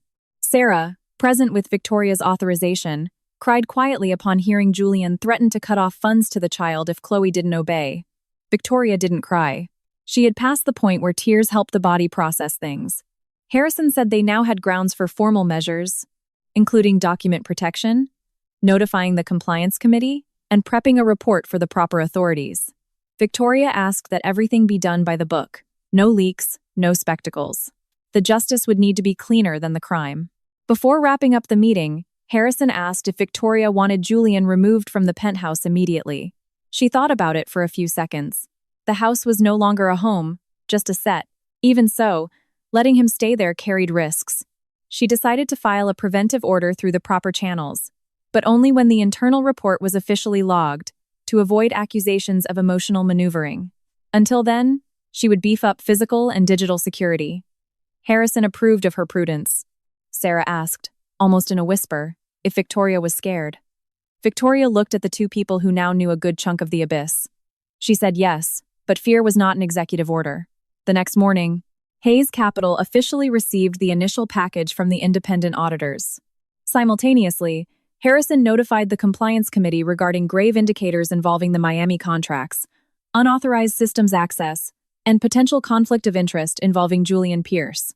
The world didn't explode. Phones rang, doors closed, emails circulated, but everything still seemed contained beneath the corporate surface. Victoria walked down the main hallway, feeling stares land on her like restless birds. Some carried curiosity, others suspicion. Very few had the courage to hold her gaze. Julian's narrative was still alive, but it was starting to bleed. Julian walked into her office without an appointment. This time, he didn't attempt seduction. He closed the door and spoke with a coldness Victoria had never heard so naked. He said she was committing reputational suicide, that board members hated scandals, that investors would flee, that, in the end, they would both lose. Victoria replied that investors fled faster from a cover-up. He leaned in, planting his hands flat on her desk. He said she couldn't prove he had ordered anything. Victoria opened a drawer, pulled out an empty folder, and placed it on the desk. She didn't show the actual contents. She merely offered a sad smile. The gesture was enough. Julian stared at the folder as if it contained all the ghosts of Miami. His guilty imagination did the work Victoria expected it to. He straightened up, adjusted his tie, and said there was still time to resolve this like adults. Victoria answered that resolving it like adults was exactly what she was doing. For the first time, he couldn't find a canned response. He walked out of the office slowly, leaving behind his expensive cologne and the trail of a defeat that was still invisible. Victoria waited for the door to click shut. Then she rested her forehead in her hands for a brief moment. At the end of the workday, she received a text from Chloe. Leo was feeling better. Chloe had left the apartment for a few days and was staying at a cousin's house. Victoria read the message twice, feeling a strange relief for a child who, days prior, had symbolized the most intimate blow of her life. She replied only that it was good to know. She didn't offer closeness, but she didn't offer cruelty either. That difficult balance would perhaps be the hardest part of it all. Punishing Julian without turning innocence into collateral damage, defending herself without becoming what he claimed she was, cold, obsessive, heartless.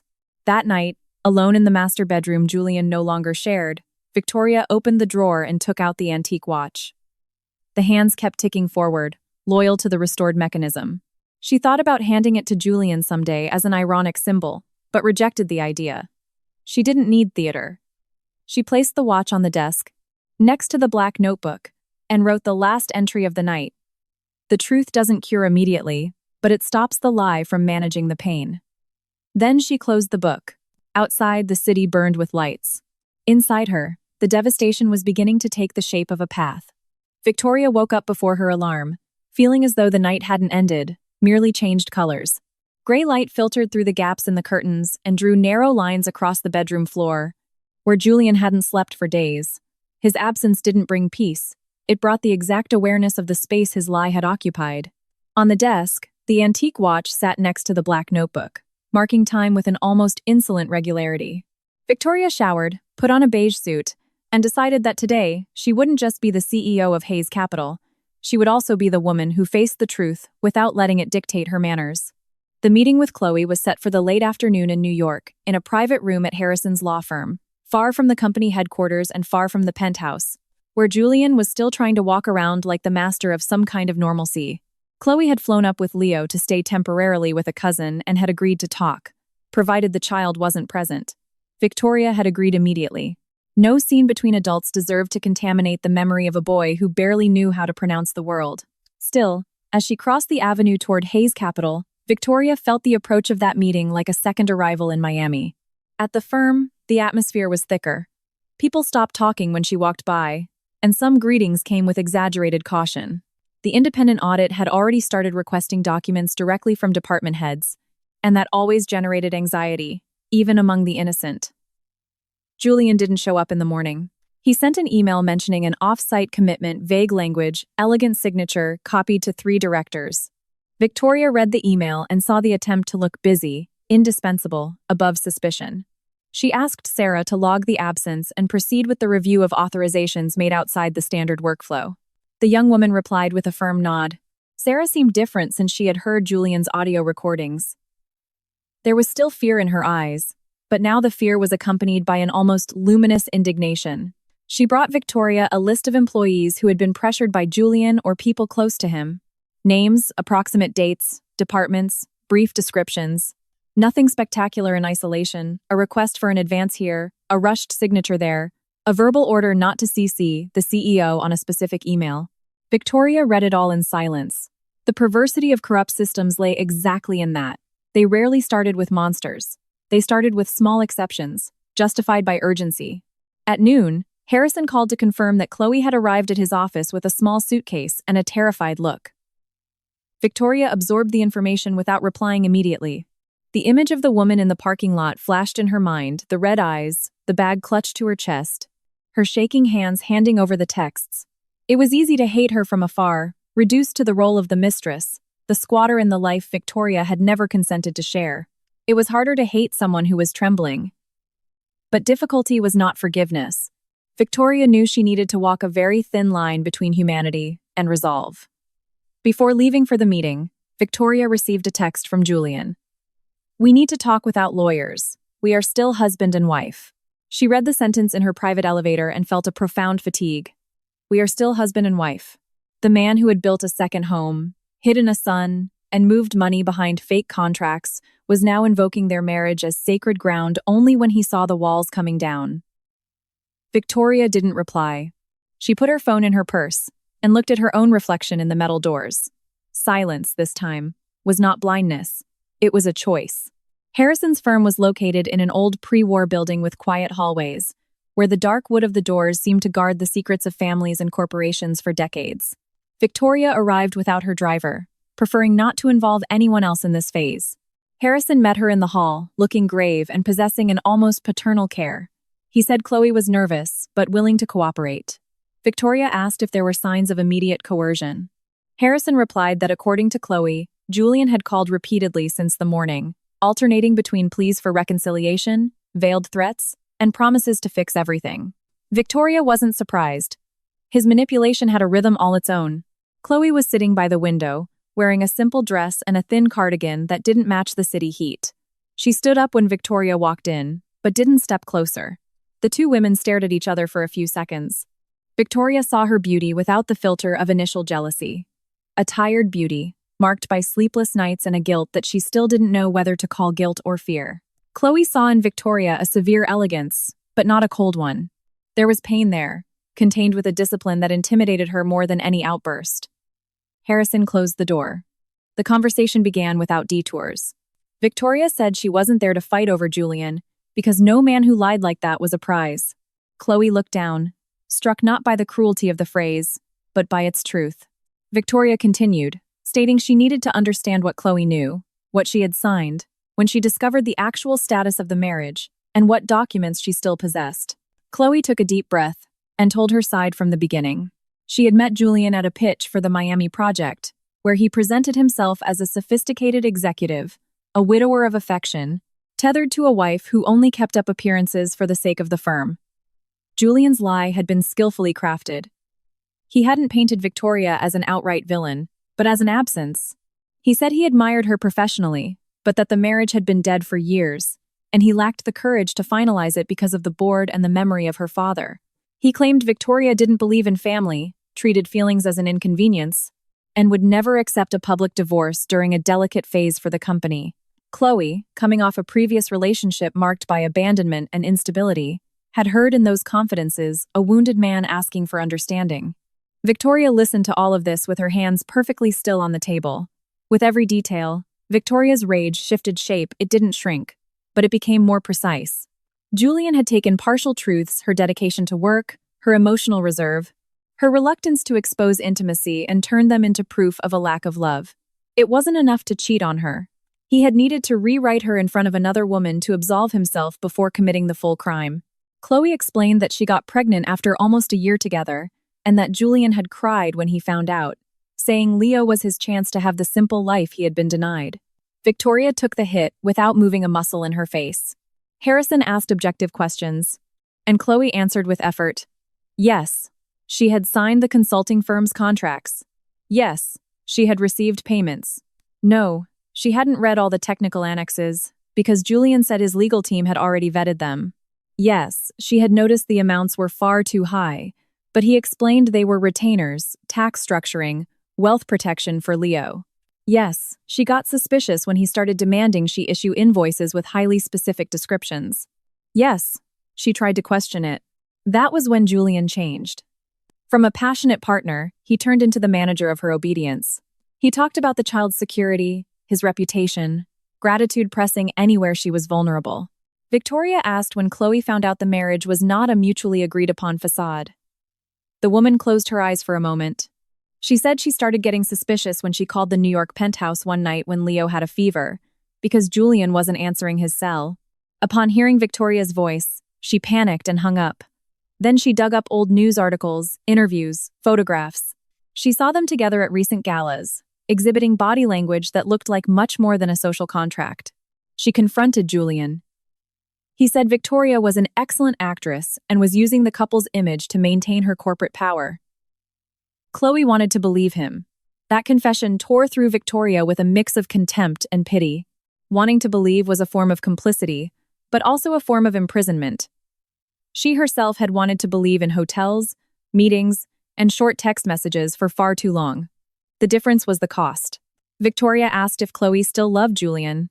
Harrison looked up discreetly, surprised by the question. Chloe seemed to shrink in her chair.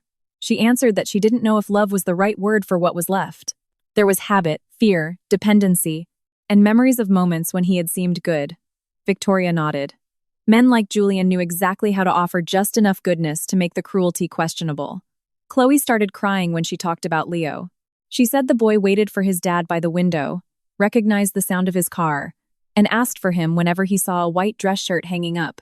Victoria looked away toward the window, not out of indifference, but because that image hit a devastated place inside her. For years, she had accepted the postponement of motherhood as an adult negotiation. Now, she was listening to another woman describe the fatherhood Julian had denied her while claiming to protect their mutual future. The jealousy in that moment wasn't of Chloe, it was of a life that had been stolen before it even existed. Victoria said Leo should not be used as currency. Chloe agreed quickly, almost desperately. She revealed that Julian had already suggested that if everything blew up, Victoria would be the one responsible for destroying the boy's childhood. Victoria recognized the strategy. First, Julian created the damage. Then he offered the guilt to whoever tried to stop him. She leaned in slightly and spoke with a calm that filled the room. Leo will have better chances if he grows up far away from lies that could drag him into even worse scandals. Chloe cried harder, but this time there was relief in her tears, as if someone had uncoupled her son from the guilt. Harrison then presented the legal options. Chloe could cooperate formally, hand over documents, preserve text messages, state on the record her limited understanding of the contracts, and accept that her own liability would be assessed. There would be no promise of immunity because Victoria would not manufacture innocence, but there would be a massive difference between honest cooperation and premeditated destruction. Chloe listened, pale-faced, and asked if she could lose everything. Harrison replied that perhaps she would lose her comfort, her financial backing, her illusion of safety, but she would lose far more if she remained under Julian's control. Victoria watched the sentence strike the woman. Sometimes freedom arrived dressed as ruin. The meeting lasted almost 3 hours. Chloe handed over passwords to the emails used for the consulting firm, copies of contracts, notes on meetings, and an audio recording where Julian irritably said Victoria would never find out because she trusted him the way she trusted her own father's memory. Hearing that, Victoria felt the room shrink. The mention of her father was an intimate act of violence. Julian knew the firm wasn't just assets. It was a legacy. Using that legacy as a hiding spot for fraud revealed a cruelty that far surpassed adultery. Victoria asked for a break, got up, and went down the hall. In the law firm's restroom, she gripped the edges of the marble sink and took jagged breaths. Far away from Harrison and Chloe, she allowed 2 tears to fall. Just 2. Hot, fast, almost enraged. She wasn't crying for Julian as a man, but for the desecration of everything they had built around him. Her father had hosted him at dinners, trusted his ambition, called him a promising young man. Victoria had brought him inside the very structure he was now trying to hijack. Guilt tried to creep in, but she held it back. Being deceived was not a crime. Refusing to see the truth once the proof was presented, that was. When she returned to the conference room, she was composed again. Chloe watched her as if she could perceive the effort, but said nothing. Victoria said they needed to establish a strict rule. Any contact from Julian had to be recorded. No in-person conversations without a witness or a legal recording. No documents signed, no attempts at private negotiation. Chloe nodded. Harrison added that he would arrange formal counsel for her and process the document protection measures. Victoria then asked the question she had been avoiding all afternoon. Did Julian know Leo had any underlying health condition? Chloe looked confused and said no. Just normal fevers. Victoria absorbed the answer. One less weapon he could use. Leaving the office, Chloe stopped in the hallway and called Victoria by her name. The word sounded strange in her mouth, almost too intimate for two strangers linked by a betrayal. Chloe said that, despite everything, she felt ashamed. Victoria stood silent for a few seconds. Then she replied that useful shame was the kind that stopped you from repeating the mistake, not the kind used to beg for immediate absolution. Chloe accepted the sentence without defending herself. For the first time, Victoria saw in her not a rival, but a disoriented woman standing in the wreckage of choices made with manipulated information and a desperate desire to believe. Julian was waiting for Victoria at the penthouse, sitting in her home office. That detail was enough for irritation to cut through her exhaustion. The office was the only room she still felt was exclusively her territory. He was in the leather armchair, holding a glass of scotch, though he rarely drank in there. He looked calm, but his eyes were red. He said Harrison was putting dangerous ideas in her head. Victoria dropped her purse on the desk and asked since when he felt authorized to wait for her in her private space. Julian smiled humorlessly. Private, Victoria. After all these years, you still talk like a corporate lawyer. She replied that certain boundaries only felt cold to those who had grown accustomed to invading them. Julian stood up, stepping closer slowly. He said Chloe was unstable, that she would lie to save her own skin, that she had always been emotional, dependent, difficult. Victoria saw the pattern repeating. The woman who served his desires was sweet until she disagreed. Then she became crazy, a gold digger, dangerous. With Victoria, the word was paranoid. With Chloe, unstable. With Sarah, a scared little girl, Julian owned an entire dictionary designed to shrink women the second they stopped being useful. Victoria felt her rage become sharp, almost pristine. He tried another route. He lowered his voice and said he had messed up as a man, but the firm didn't have to pay for it. He said he had loved Chloe in a confused way, that Leo had been an accident, that he didn't know how to tell her because Victoria was too strong and he feared her coldness. The word coldness came out carefully, like diluted poison. Victoria watched him and asked if he had also feared her coldness when he used Hayes Capital funds to pay for rent, preschool, and bogus contracts. Julian turned pale. The glass in his hand shook just enough for the ice to clink against the rim. For a few seconds, he didn't deny it. That silence held more weight than 1,000 sentences. Then came the backlash.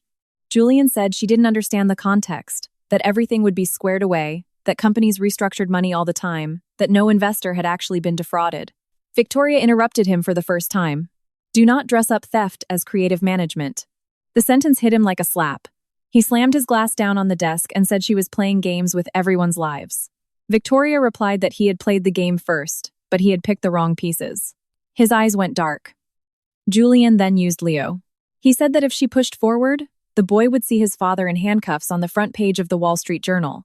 The other kids would call him the son of a felon.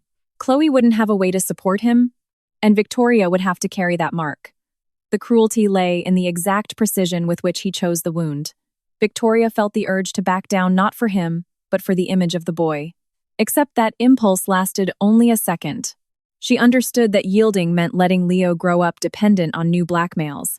She told Julian that the responsibility for the son's shame belonged entirely to the father who chose to act shamefully. His mask dropped not completely but enough. Julian stepped closer and spoke quietly, with controlled fury. He said Victoria was no saint, that she had built her entire life around the firm, that no man could stomach living as an appendage to a woman who measured everything by performance metrics. He said Chloe, at least, made him feel necessary. The words hurt because they poked at old insecurities, but they also laid bare the ridiculous truth at the center of his massive fraud. Julian wanted limitless admiration, unquestioning gratitude, power without oversight. He hadn't gone looking for love, he had gone looking for a more obedient mirror. Victoria replied without raising her voice. She said maybe she had failed in many ways. Maybe she had been absent, demanding, closed off. But none of that signed fake contracts. None of that forced employees to bypass protocols. None of that fabricated a monstrous wife to seduce another woman. None of that hid a child. Julian tried to interrupt, but she held up her hand, and the gesture was so commanding that he shut his mouth. For the first time, Victoria spoke not as an auditor, but as a wounded woman who still retained enough control not to waste her words. This marriage ended the exact moment you decided my trust was just another tool. Julian glared at her as if he hated her right then. Maybe he hated her because he could no longer find the wife he used to be able to confuse. He said she would regret going to war against him. Victoria replied she wasn't going to war against him. She was going to war for the truth, and it was unfortunate that the two had become mutually exclusive. He stormed out, slamming the office door, but not so loudly that the housekeeper could clearly hear it. Even furious, he was still managing the optics. Victoria was left alone among the books, the smell of scotch, and the absolute certainty that from that moment on, he would be infinitely more dangerous. The next day, Julian escalated his offensive. An informal memo circulated among the board of directors, suggesting that Victoria should step away from the audit temporarily due to an emotional conflict of interest. He hadn't signed it, but the language was all him elegant, poisonous, dripping with feigned concern. The document cited the need to preserve the institution's public image and avoid decisions driven by personal distress. Victoria received a copy forwarded anonymously by a board member who didn't have the spine to put his name on the warning. She read it, closed the file, and called Harrison. There was no surprise. The predicted strategy was finally materializing. Now they had to make it backfire on the author. Victoria gathered her core team late in the afternoon. Harrison, Sarah, the IT analyst, and a compliance director named Margaret, famous for bowing to absolutely no one. For the first time, Victoria laid out the broader scope of the case, omitting unnecessary intimate details and protecting Leo's identity. She talked about the contracts, the shell LLCs, the unauthorized server access, the directive emails, and the smear campaign meant to disqualify her. She did not dramatize. The effect of the dry, clinical narrative hit harder than any tears. Margaret requested authorization to immediately freeze all new payouts tied to the Miami project. Victoria granted it. The net was beginning to grow teeth. Sarah presented the timeline. It was precise, visual, relentless. Every one of Julian's absences coincided with financial movements, trips to Miami, contract amendments, internal pressure on staff. The IT guy displayed the recovered logs, showing selective deletions immediately following the audit's announcement. Harrison explained the legal jeopardy of destroying corporate evidence. Margaret noted that the compliance committee would have to be formally briefed, but suggested they prep an ironclad package first, so Julian's allies couldn't water the issue down into a messy marital dispute. Victoria agreed. There would be a decisive meeting, but not today. Not until every single knot was tied tight. When they finished, Sarah lingered in the room. She said there were employees who wanted to talk, but they were terrified of retaliation. Victoria ordered that they be interviewed under strict whistleblower protection, with zero exposure. Sarah then revealed that months earlier, Julian had told a manager that Victoria wasn't as untouchable as she looked, because smart women usually crumble the second someone questions their emotional stability. Victoria sat in silence. The phrase was vile but highly useful. It proved premeditation long before the affair was discovered. Julian had always kept the weapon loaded, just waiting for the right moment to fire. Victoria thanked Sarah, and the young woman seemed to grow an inch taller with the acknowledgement. That night, Victoria didn't go straight home. She asked her driver to pull up in front of an old brownstone where a small foundation created by her father to fund college scholarships was housed. She walked in unannounced. She greeted the skeleton crew and walked into the room where his portrait still hung on the wall. Her father smiled with an austere gaze, as if even his joy had to adhere to strict principles. Victoria stood before the image and, for the first time in weeks, allowed herself to speak softly out loud. She said she had been wrong to trust Julian, but she would not be wrong in protecting what was left. The visit wasn't superstitious. It was a reconnection with the part of herself that had existed long before the marriage. Victoria remembered her father teaching her that power wasn't the right to decide alone, but the obligation to answer for decisions in front of those affected by them. Julian had learned an entirely different lesson observing that same world. To him, power meant access, charm, exceptions. While Victoria preserved the foundation, he hunted for the loopholes. The difference had always been there, perhaps buried beneath gala dinners, vacations, and hugs. She left the foundation feeling less sorrow and more focus. She didn't need to win as the abandoned wife. She needed to act as the guardian of an institution under siege. At home, she found a letter from Julian on the dining table. It wasn't handwritten. He had typed and printed it, as if even his remorse required a corporate cover sheet. The letter spoke of mistakes, loneliness, distance, his fear of losing her, his emotional confusion. It didn't mention fraud, threats, shell companies, or his attempt to have her declared mentally unstable. It was an exercise in sentimental defense, not an apology. Victoria read it to the end, then filed the page away in a folder. Everything was documentation, even fake remorse, especially fake remorse. She went upstairs to the master's suite and locked the door, without bothering to check if he was in the penthouse. In the middle of the night, she woke to the sound of something in the hallway. She got up slowly, slipped on a robe, and opened the door. Julian was standing outside her home office, trying to use an old key that hadn't worked since Victoria had the internal locks changed. He spun around when he noticed her, and for a split second there was no excuse ready on his tongue. He said he needed to grab a book. Victoria looked at his empty hand, at the locked door, at his overly rigid face. She replied that books didn't usually run away before sunrise. Julian offered a joyless smile and said she was making the house unbearable. Victoria replied that the truth tended to have that effect on trespassers. The next day, Harrison strongly recommended that Julian be formally notified to vacate the residence while the internal measures moved forward. Victoria agreed. There was no longer any emotional or operational safety in sharing space. The notice was delivered in firm language, devoid of insults, backed by legal counsel. Julian received it at his corporate office and reacted with the performance of a deeply offended man. He told Harrison that Victoria was hiding behind lawyers because she didn't have the guts to have a real conversation. Harrison retorted that conversations without good faith were just opportunities for manipulation. Victoria heard about the comeback later and felt a quiet rush of gratitude. Certain loyalties didn't require dramatic displays. Julian moved out of the penthouse that afternoon, taking far too many suitcases for someone who claimed it was temporary, and far too few documents for someone who believed he was safe. Victoria didn't watch him leave from the window. She stayed in her office, reviewing the package for the compliance committee. Still, she heard his car pull away. The sound of the engine fading down the street didn't bring immediate relief. It brought mourning not for the man leaving, but for the marriage, which, in dying, revealed it had perhaps never existed the way she imagined. On the desk, the black notebook lay open. Victoria wrote a short sentence. Love doesn't die when it ends.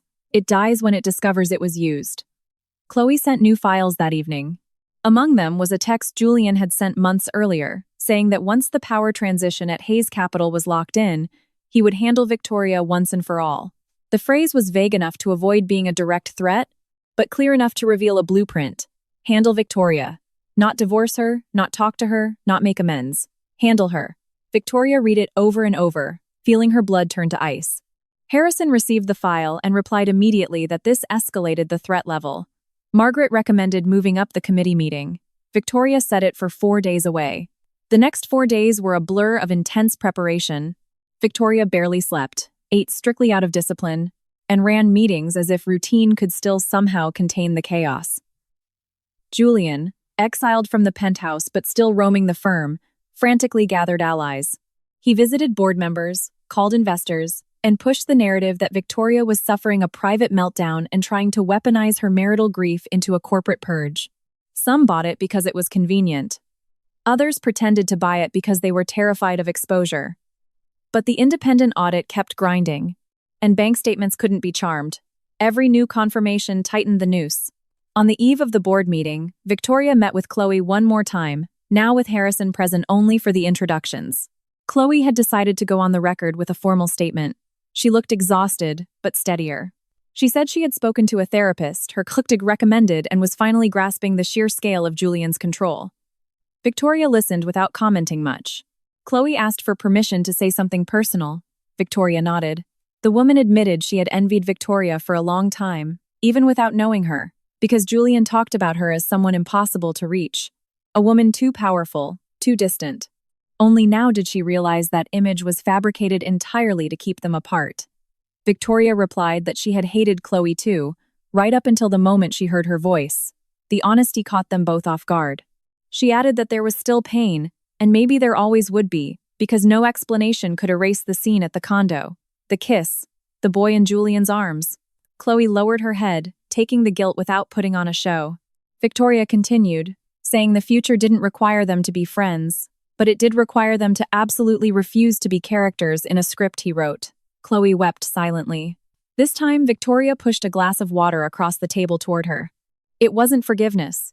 It was the first gesture entirely free of Julian's narrative. On the morning of the committee meeting, the city woke up crystal clear after a heavy downpour. Victoria wore a white tailored suit, not out of naive symbolism, but because she completely rejected the idea of showing up to the trial of her own sanity looking like a widow. In the mirror, she saw faint dark circles and a steeliness that perhaps hadn't been there before. She grabbed the black notebook, the antique watch, and put both in her designer tote. She didn't know why she was bringing the watch. Maybe to remember the time she had wasted. Maybe to remember that broken mechanisms could be restored, but they didn't necessarily have to be returned to their previous owner. Julian was already at headquarters when she walked in. They crossed paths in the main corridor, in front of employees trying very hard to look at their phones. He was in a dark suit, blue tie, beard impeccably trimmed, the absolute picture of the unjustly accused executive. He stepped close and spoke just low enough for only her to hear. There's still time to avoid a bloodbath. Victoria looked at him with zero visible hatred. She replied, "Bloodbath is an interesting word coming from the man holding the match." Julian smiled, but the smile never reached his eyes. He said the board wasn't going to buy an emotional hit piece. Victoria answered that she wasn't selling emotion. She was delivering exhibits. The meeting wasn't the final showdown yet, but it would determine the battlefield.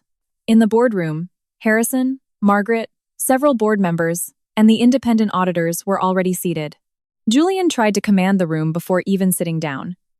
He greeted everyone with easy familiarity, lamented the awkward situation, and praised Victoria as a professional despite the personal tensions. The fake magnanimity had a clear purpose. He wanted to look level-headed, masculine, and generous. Victoria didn't react. When her turn came, she opened her folder and started with the contracts, not the marriage. Numbers first. Workflows, approvals, server logs, shell companies, dates. The truth walked into the room without raising its voice. Julian interrupted twice, claiming she was missing context. Margaret told him to hold his comments. Harrison laid out the chain of custody for the files. The auditors confirmed massive discrepancies.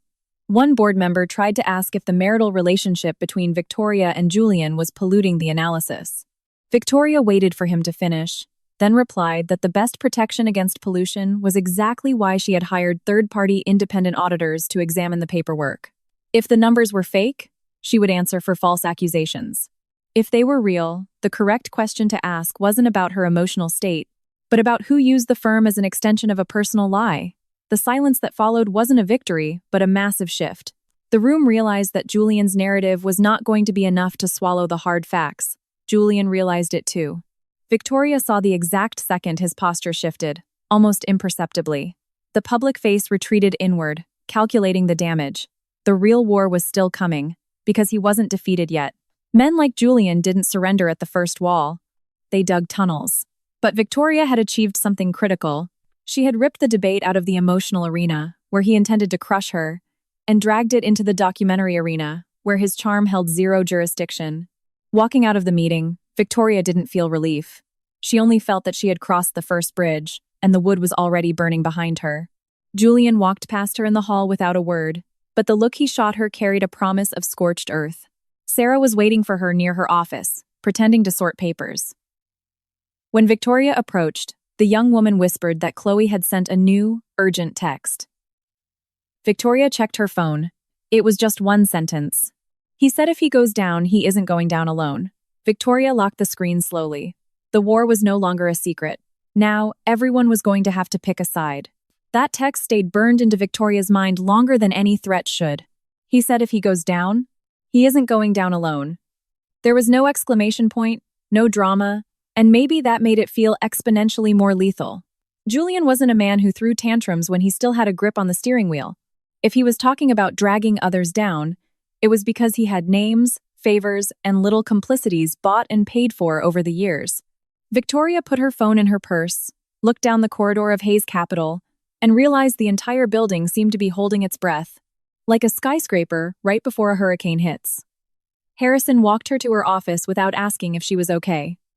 That silent support was worth more than 100 comforting words. Sarah walked in right after, carrying a new folder and looking completely pale.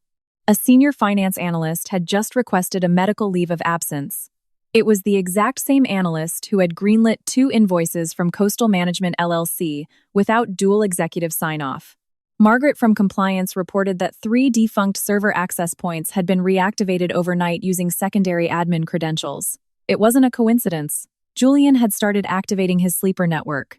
Victoria absorbed the information without even sitting down, her body understanding before her brain that the clock was out. Her first move was to instantly freeze every non-essential login credential tied to the Miami project, including those of ex-employees and contractors. Margaret would handle the formal order. The IT lead would mirror and isolate the server logs externally, and Harrison would draft an emergency notice to the board regarding the active destruction of corporate evidence. Victoria signed the authorizations with a steady hand. The pen glided over the paper, but inside her head, she could see Julian pacing down hallways, dialing numbers, flashing that smile at old allies, gently reminding every single one of them what they stood to lose if he fell by himself. He didn't need true loyalty. He just needed to cultivate shared terror. That afternoon, Richard requested a private meeting. Victoria accepted, but demanded Harrison sit in. The board member walked in looking deeply offended, trying to wear his caution like a badge of superiority. He claimed the situation was spiraling out of control, that institutional investors were starting to ask nasty questions, that the Wall Street Journal could catch wind of the instability. Victoria let him talk himself out. Then she asked if he was concerned about the fraud itself, or just the exposure of the fraud. Richard flushed bright red. He said she was talking like someone driven by pure resentment. Harrison looked up, but Victoria gave him a tiny motion to stay quiet. That accusation needed to be dragged completely out into the light. Victoria opened a folder and pushed exactly 3 pieces of paper across the desk to Richard. An email where he had enthusiastically approved Julian's governance overhaul prior to any technical review. A receipt for a lavish steakhouse dinner paid for by one of the LLCs tied to Coastal Management, expensed as institutional networking, and a highly ambiguous text where Julian thanked him for his strategic understanding. Nothing proved Richard had committed a crime, but it painted a wildly uncomfortable picture of proximity. The board member went ghost white, then tried to force a chuckle. Victoria told him that everyone would have ample opportunity to explain their involvement in the proper legal forums. From that second forward, any attempt to dismiss her as a jealous, hysterical wife would be formally treated as interference in an active corporate investigation. Richard walked out missing all the rigid arrogance he had walked in with. Harrison closed the door and noted that she had just made a much more careful enemy, albeit a far less bold one. Victoria replied that she vastly preferred careful enemies over cowardly allies. Despite the tough comeback, the sheer weight of the isolation hit her. Every single person compromised by Julian was another battlefront the firm would have to face. There was going to be no clean execution. Corruption rarely grew like an isolated pine tree. It sent microscopic roots under marble floors. Between handshakes, golf invites, unlogged favors, and tiny blind spots that everyone simply learned to call office politics. By the end of the day, Julian blasted a letter to the entire board. It didn't mention adultery, Chloe, or Leo. He framed himself as a visionary executive being witch-hunted for opposing Victoria's authoritarian management style. He threw around words like excessive centralization, emotional instability, unresolved grief over her father's death, and an inability to separate her private bedroom from corporate governance. The prose was flawless, borderline heartbreaking to anyone entirely ignorant of the backstage reality. Victoria read every paragraph like someone analyzing a deep-fake photo. He wasn't just playing defense anymore, he was actively trying to turn his victim into a systemic liability. The letter formally demanded an emergency board session to vote on suspending her temporarily from the CEO position. The meeting was set for 48 hours later. Some board members wavered, but the heavy pressure from Julian and his inner circle made the showdown inevitable. Margaret thought it was a massive risk to lay out all the evidence before the independent audit was totally wrapped. Harrison somewhat agreed, but warned that if Victoria didn't strike back with a sledgehammer, the board might actually suspend her, handing Julian the golden window he needed to torch the paper trail. The office went dead quiet. Sarah, sitting in the corner with her laptop open, raised her hand like she was still asking for permission in a high school classroom. She said there were employees ready to go on the record, as long as Victoria guaranteed bulletproof corporate protection. Victoria made the promise. The next morning, 5 people walked discreetly into Harrison's law firm, one by one. A finance manager confessed Julian had ordered him to fragment wire transfers, claiming Victoria didn't need to be bogged down with minutia. A project assistant admitted to doctoring invoice descriptions under severe duress. An IT analyst revealed he'd gotten a late-night call to wipe server logs, but had secretly mirrored a backup drive out of pure panic. A contract coordinator handed over encrypted messages where Julian bragged about accelerating the executive power shift before any audits could freeze the expansion. The 5th was a corporate driver. He logged dozens of off-the-books trips to Chloe's Miami condo, all expensed to Hayes Capital. These testimonies didn't have the sexy glamour of a cinematic confession, but they had something infinitely harder to break. They were multiple, they cross-verified, and they were anchored to hard dates and IP addresses. Victoria watched portions of the interviews from behind a legally sanctioned two-way mirror, not to intimidate, but to truly grasp the human toll of the terror Julian had seeded. Some employees wept out of sheer shame for having complied. Others looked like they could finally breathe after holding it in for years. She realized that the justice she was hunting wasn't just against her husband. It was against a culture of silence that allowed men exactly like him to feel like gravity. Chloe submitted her formal sworn affidavit that same afternoon. The document was agonizing and brutally precise. She admitted on the record to the relationship. She swore she was led to believe the marriage was entirely dead in practice. She detailed the exact directives she received to forge the invoices, attaching the original voice memos, texts, and untouched contracts. She also explicitly stated that Julian had threatened her financial survival the second she hinted she wanted to come clean. Victoria read it with zero joy. There was enough ammunition in those pages to blow up several lives, Chloe's included. The woman hadn't given herself a pass, and that carried weight. Harrison said the affidavit was the kill shot. Victoria thought of Leo, and her throat seized up. Julian found out about the legal maneuvers faster than anticipated. That night, he showed up at the front desk of Victoria's penthouse building, demanding to be let up.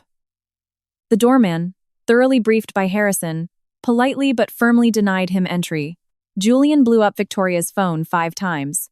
On the 6th, she answered, putting the call on a legally compliant recording line, exactly as advised. His voice came through the speaker, low and dripping with venom. He called her ungrateful. He said she was teaming up with the exact same slut who blew their marriage to pieces. He snarled that everybody had skeletons, and her precious father's legacy wouldn't survive the kind of leaks he was ready to hand to the press. Victoria felt the blood run cold in her veins. He was digging up the dead now. She asked, "What leaks?" Julian let out a dark, joyless laugh. He said guys who build empires are rarely choir boys, and certain ancient deals could look incredibly ugly if the Wall Street Journal got their hands on cherry-picked files. Victoria understood the play instantly. He was going to try to drag her father's name through the mud to extort her into backing off. Maybe he had real fragments. Maybe he was bluffing. Either way, the sheer malice was breathtaking. She replied that authentic documents would be investigated, and fabricated ones would be prosecuted as felonies. Julian lost control of his breathing for a split second. He was waiting for tears, outrage, begging. He got standard operating procedure. That was the one language he could never master. After hanging up, Victoria walked into her father's old study inside the penthouse, a room she almost never used. The shelves smelled like lemon polish and aging paper. There were macroeconomic textbooks, framed photos of massive infrastructure projects bankrolled by Hayes Capital, a vintage fountain pen resting in a velvet box. Victoria flicked on the brass desk lamp and sat in his chair. Maybe Julian was right about one thing. No empire was spotless. Her father had been tough, sometimes ruthless. She knew very well that corporate decisions left scars. But there was a massive canyon between imperfection and outright pillaging. Julian was trying to pave over that canyon to save his own skin. On the morning of the emergency board meeting, Victoria arrived early. The headquarters hallways were mostly empty, and the distant hum of the overnight cleaning crew felt infinitely more honest than the whispering that was about to start. In her suite, she found Sarah arranging the exhibits in presentation order. The young woman had slept on the office sofa. Victoria asked why she hadn't gone home. Sarah looked up and said that for months, she had been terrified of losing her job for saying no to Julian. Now, she wanted a front-row seat on the day that fear changed hands. Victoria didn't smile, but her eyes softened. She merely said that no one should ever have to carry that kind of weight alone. The session was gavelled in at 10:00 a.m. Julian strolled in last, treating the boardroom like a soundstage where he knew the exact tape mark to catch his best lighting. He shook hands with board members, elegantly ignored Harrison, and shot Victoria a look of profound, deeply intimate disappointment, calibrated so everyone could see it. He was playing the bleeding heart, the man gutted by his powerful, vindictive wife. A few guys at the table looked receptive to the performance. Others suddenly found the wood grain on the table fascinating. Victoria sat directly across from him, Margaret flanking her right, Harrison on her left. On the mahogany table, the binders were shut tight. The truth was waiting not as a stick of dynamite, but as a scalpel. Julian took the floor first. His voice was smooth, baritone, perfectly modulated. He stated he was gutted to see personal laundry aired in a professional setting, but he had a fiduciary duty to shield Hayes Capital from an irrational witch hunt. He admitted to marital missteps, a highly focus-grouped phrase meant to sound accountable while admitting exactly 0 crimes. He then pivoted, claiming that Victoria, upon discovering painful personal truths, had weaponized her legitimate heartbreak into completely disproportionate financial allegations. He monologued about his blood, sweat, and tears on the Miami project, his undying loyalty to the shareholders, his deep concern for the staff. Finally, he formally moved that she be recused from any authority over the audit to preserve the firm's institutional objectivity. The act would have been a masterclass in any other room, on any other day, before the evidence. Victoria let the silence hang for 5 solid seconds after he stopped talking. Then she thanked Julian for his deep commitment to objectivity and stated she completely agreed with the need to surgically separate personal grief from corporate reality. Several board members visibly exhaled, clearly hoping she was about to step down. Victoria cracked open the first binder. She started with the corporate architecture, not the affair. She mapped out the wire transfers to Chloe's LLC, the subcontracts with Coastal Management, the invoice splitting, the blatant lack of deliverables, and the backdoor paper trail linking the shell accounts directly back to Julian's frat brother. Julian cut in. His righteous indignation turned up to an 8. He said major coastal developments required hyper-local vendors, and Victoria was willfully misinterpreting operational nuances. Margaret stepped in, dropping the independent auditor's preliminary assessment on the table, stamping the massive discrepancies as fact. Harrison projected the chain of custody logs onto the screen. The IT lead, beamed in via video link, explained in agonizingly simple terms exactly how the files had been wiped, at what exact timestamps, and with whose administrative credentials. When one board member weakly asked if it could have been a server glitch, the IT guy deadpanned that sequential, targeted deletions of the exact folders under subpoena would require a technological miracle roughly on par with parting the Red Sea. No one laughed. Victoria opened the second binder. Emails, encrypted texts, direct orders from Julian to fast-track payouts, bury the raw attachments, sync the fake descriptions, and bypass compliance checks. She read short quotes, deadpan, 0 theatrics. Each sentence was a tiny cut, but stacked together, they built the undeniable DNA of a racketeering ring. Julian's tan started to vanish. He tried to argue that cherry-picked text could mean anything. Victoria agreed that context was everything. She cued Harrison to play the audio file. The recording of Julian ordering Chloe to forge the invoices and bragging that Victoria would never catch him because she trusted him like her dead father blasted through the boardroom speakers. It was his voice. Intimate, annoyed, way too real to spin. No one breathed. The casual desecration of Victoria's father sent a visible shudder of disgust through the older guard at the table. Julian's knuckles turned white. The second the audio clipped off, he shoved his chair back, shouting that the recording was an illegal, manipulated deepfake. Harrison calmly replied that the metadata and legal sourcing would gladly be handed over to the district attorney, but the file was already locked in an evidence vault. Margaret chimed in, noting that even if the tape didn't exist, the paper trail alone triggered an automatic referral for federal prosecution. The room was no longer his. Then came the third binder. The ugliest one. Victoria didn't drag Leo's face into it, but she laid out exactly how pure, unadulterated personal expenses had been buried in the corporate ledger. Rent for the luxury condo, preschool tuition, high-end furniture, all entirely divorced from any legitimate business operation. She explicitly stated that Hayes Capital was not investigating a toddler's life, but the criminal decision of a C-suite executive to use shareholder capital to bankroll his secret family. That distinction was lethal. Julian realized she was shielding Leo while completely annihilating him. His face contorted in pure, unmasked rage. He pointed a finger at her and called her a monster for turning an innocent kid into a line item. The accusation dropped like an anvil. Victoria slowly closed the binder, locked eyes with him across the long table, and replied that what was actually monstrous was dragging a child into a felony fraud scheme and then trying to hide behind him like a human shield. The sentence slammed the door shut on the room. One of Julian's cronies stared at the ceiling. Another muttered something about taking a recess. Margaret shot it down, stating they had critical, legally binding votes to cast right now. Harrison slid the formal motion across the table. Immediate suspension of Julian Pierce from all executive roles, total revocation of corporate access, seizure of all company devices, and formal referral to the FBI and the SEC. The vote didn't happen instantly. Powerful men hate pulling the trigger when courage might cost them their own reputations. Julian played his absolute last card. He stood up and addressed the board as if Victoria wasn't sitting right there. He called her brilliant but emotionally frigid, a woman incapable of handling rejection, so consumed by spite she was willing to tank $1 billion firm just to castrate a husband who couldn't meet her impossible standards. He claimed Chloe was a grifter, the whistleblowers were covering their own incompetence, and Harrison was just a lapdog for the Hayes family trust. Then he turned dead center to Victoria and asked if she really wanted her legacy to be the bitter wife who burned down her own house out of pure ego. The silence was suffocating. Victoria stood up. She didn't raise her voice by a single decibel. She told the board she wasn't asking them to validate her heartbreak or even believe her side of the marriage.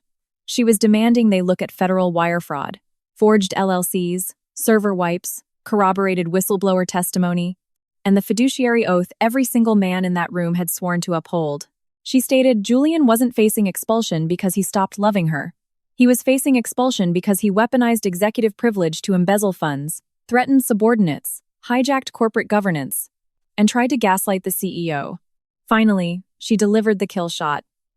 If the price of protecting this firm is letting go of the illusion of a perfect marriage, I will pay it without blinking. The roll call started. Richard tried to table it, claiming they needed outside counsel, but 2 independent members shut him down hard. The external auditors strongly advised immediate severing. Margaret highlighted the extreme risk of further evidence tampering. One by one, the votes fell in line. It wasn't unanimous, and Victoria filed away the names of the holdouts. Julian's sleeper cells were still breathing, but the supermajority approved his immediate ouster, the lockout, and the federal referral. When the gavel came down, Julian stayed in his chair, rigid, as if his brain was outright refusing to process reality. Then, he smiled. It wasn't a smile of defeat, it was a promise of maximum casualties. He asked for the floor one last time and said he pitied their cowardice. He promised them Hayes Capital was going to bleed out for handing the keys over to a woman who couldn't even keep her own husband in her bed. A collective murmur of disgust rolled through the room, even from the guys who had voted no. Victoria didn't take the bait. Corporate security quietly entered the room to escort Julian and confiscate his badge and phone.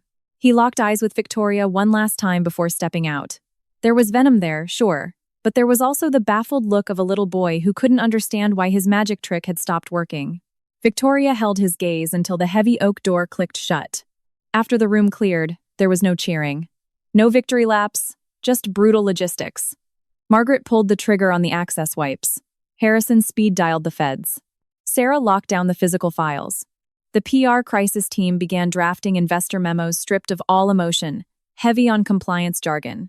Victoria sat alone in the massive boardroom for a few minutes, surrounded by skewed leather chairs and half-empty water glasses. Winning, if that's what this was, tasted like copper.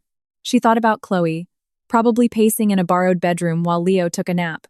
She thought about her dad. She thought about the wedding photo lying face down on her shelf. Justice didn't buy back the years.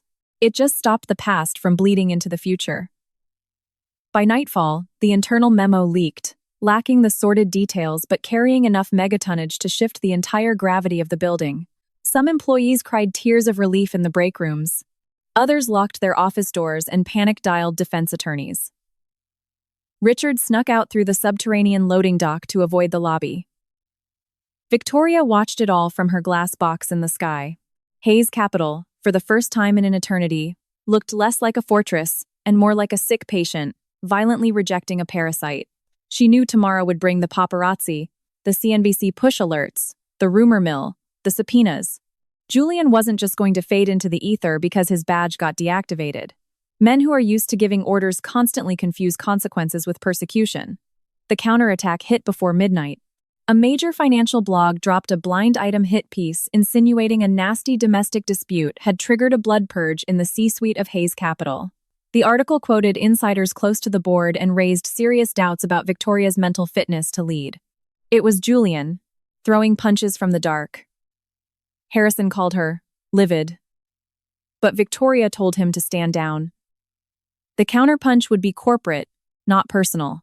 They blasted out a sterile, 3-paragraph press release, confirming an independent probe into financial irregularities tied to the Miami portfolio, the immediate suspension of a senior executive, and full cooperation with the SEC and DOJ. Zero mention of a marriage. Zero personal defense. Julian wanted to drag her into a mud wrestling match for the tabloids. She was going to stay standing on the concrete. The next morning, Victoria arrived at headquarters walking a gauntlet of flashbulbs. Reporters screamed questions. Was it true she fired her husband over a mistress? Was the firm hiding a massive deficit? Was she stepping down? She walked through the revolving doors without breaking stride. In the lobby, employees hovered like ghosts. Sarah was waiting by the elevators, bags under her eyes but standing tall. She reported that the institutional investors had reacted well to the press release, though a few major players were demanding face-to-face sit-downs. Victoria nodded. The circus was officially in town, but the foundation was holding. That was the real test. Not blowing Julian up, but flying the plane after the bomb went off. Throughout the day, the dam broke. The analyst on medical leave hired a lawyer and offered to flip for immunity. A contractor admitted he had inflated invoices on direct orders from Julian's middlemen. The forensic accountants flagged anomalies in a secondary portfolio, proving Miami wasn't a one-off. Victoria felt the true scale of the rot wash over her like black water. Julian hadn't just lived a double life, he had franchised a business model. And methods tend to survive long after the architect is gone unless you rip them out by the roots. She ordered a brutal, top-to-bottom scrub of all corporate governance, fully aware it was going to be agonizing. You don't cure sepsis with a Band-Aid. Chloe, meanwhile, walked into the U.S. Attorney's office with her own defense lawyer. Victoria got the update from Harrison.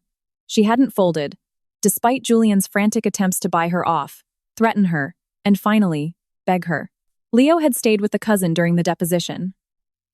Hearing that, Victoria closed her eyes tight. The kid was still standing in the invisible epicenter of the blast radius, a tiny heartbeat the adults had a moral mandate not to crush. Later, her phone buzzed. A text from Chloe. It didn't say thank you. It just said, Leo asked about the ocean today.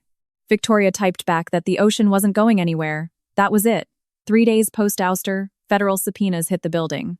Julian lawyered up with a bulldog defense firm and released a statement painting himself as the victim of a vindictive spouse staging a corporate coup. The financial press ate it alive, but the spins started falling apart. The second leaked snippets of the forensic audit proved millions in missing funds. Victoria stonewalled the media. She absolutely refused to play the scorned wife on cable news. She spent her capital talking strictly to shareholders, department heads, and regulators. In every single room, she played the exact same chord. Hayes Capital couldn't promise it would never get taken for a ride, but it promised it would never bury the bodies. Some thought she was icy. Others finally realized that what looked like ice was just courage with the theatrics stripped out. At the penthouse, Julian's absence stopped feeling like a ghost and started feeling like square footage. Victoria had his custom suits boxed up and removed, redesigned the home office, and shipped back the outrageously expensive jewelry that now felt like retroactive hush money. She found the silk scarf still in its box, the clasped bracelet, the hollow greeting cards. She kept nothing but the antique watch, not out of longing, but because it belonged to the era before the fog lifted and to the era after the hammer fell. One night, she held it in her palm and realized she had absolutely no desire to smash it. That was the first real proof that Julian was no longer holding the remote control to her anger. His final play in that specific chapter came via a direct text message. He wrote that he still knew her better than anyone, that he knew there was an exhausted woman behind the titanium armor, and that they could still put out the fire before the firm took permanent damage. He said nobody was going to win. Victoria read the text while the Manhattan skyline glittered through the glass. She fired back exactly one sentence. "You confused my silence with a love you could hold hostage. Do not make that mistake again." She blocked his personal number immediately after, leaving only the attorney's lines open. It was a small, almost administrative click, but to Victoria, it sounded like a deadbolt slamming shut inside her chest. The following week, the board of directors overwhelmingly ratified her mandate to steer the ship through the federal probe and greenlit her sweeping compliance overhaul. Richard requested an immediate leave of absence. 2 other directors were shown the door. Employees who used to stare at their shoes when she walked by started making eye contact, offering a weird mix of profound respect and lingering embarrassment. Sarah got bumped up to interim integrity coordinator, managing the audit's document flow under airtight legal protection, a title she accepted with a few quiet tears and noticeably straighter posture. Margaret was handed a blank check to enforce compliance. The firm was still bleeding, but it had stopped pretending it was healthy. Victoria knew the deadliest scandal wasn't the crime itself. It was preferring the elegance of the cover-up to the agony of the cure. On the night she signed off on the first wave of clawback lawsuits, Victoria walked alone through the cavernous lobby of Hayes Capital. The security lights bounced off the marble, and the city hummed just past the revolving doors. Years ago, right on that spot, Julian had grabbed her after her confirmation as CEO, spinning her around and promising they were going to own the world. Now, she understood the translation. To him, owning meant extracting. To her, owning meant answering for it. She stopped in front of the massive chrome logo and felt the grief settle into a much more breathable space.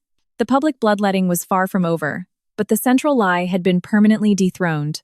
When she stepped out onto the avenue, the night air had a bite to it. Victoria didn't feel healed, and she sure didn't feel victorious in any traditional sense. She just felt solid enough to keep moving. The chauffeur held the door open, but she asked for a minute and walked down the block. There were paparazzi camped out across the street, flashbulbs, shouted questions, rumors dying to be fed.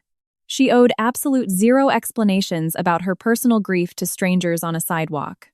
She did, however, owe a brutal honesty to the woman who got played, the employees who got muzzled, the kid who got used as a human shield, and the legacy that almost got hijacked.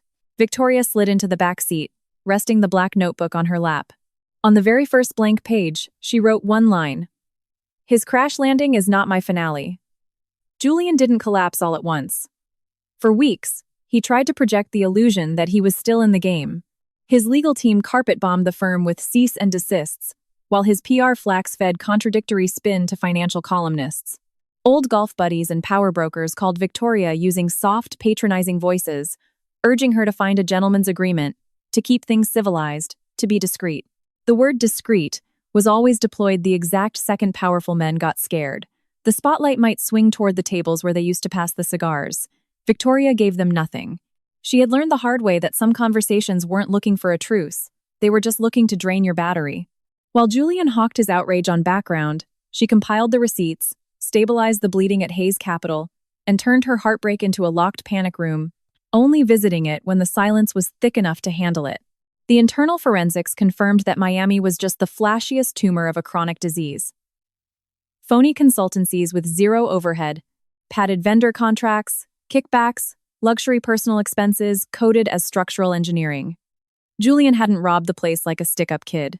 He had drained it with the agonizing patience of a guy who felt cosmically entitled to every dollar he touched. The independent auditors pinned the losses as massive, but survivable. The hit to the brand, however, was going to be a nightmare to fix. Victoria hauled the top-tier investors into a massive conference room. No designer jewelry, no spin, just a tailored black dress, and a binder full of ugly truths. She told them Hayes Capital wasn't promising it would never take a hit. It was promising it would never bury the body. A few fund managers looked ready to bolt. They demanded to know how she had missed it, how a guy sharing her bed had run a shadow syndicate right under her nose, and what exact guardrails she was putting up to stop a sequel. The questions were brutal, and a lot of them stung because they were completely fair. Victoria didn't try to pin the entire systemic failure on Julian, even though he was the mastermind. She owned the lack of oversight, the blind trust in the old boys club, the fact that their compliance grid was built to catch technical errors, not betrayals launched from the dining room table. That kind of brutal transparency cost her an insane amount of ego, but it bought her pure credibility. By the time the meeting wrapped, the biggest hedge fund in the room decided to hold their position. The news trickled back to Julian before the markets closed. He had been praying for a bank run to cripple Victoria and force a settlement. Instead, he watched her grip on the wheel turn to iron. So, he changed targets. He aimed the guns at her dead father. A glossy, anonymous dossier landed on the desks of 3 major financial journalists, heavily implying that the founder of Hayes Capital had run highly unethical backroom deals in the 90s. It was a toxic cocktail of real memos mixed with bad faith spin and wildly out-of-context financials. Harrison gave Victoria the heads up before the story dropped. He said they could get injunctions to mitigate some of the splatter, but not all of it. Victoria took the news in total silence. Julian was desecrating a grave because the living had stopped taking his orders. The exposé hit the web on a miserable, rainy Tuesday, complete with a clickbait headline and highly loaded rhetorical questions. For a few hours, the corporate headquarters felt like a morgue. Employees doom-scrolled on their phones. The board demanded a conference call, and shareholders asked for historical ledgers. Victoria felt a completely different kind of agony, older, deeper, like someone had crowbarred open her father's casket just to steal the cufflinks.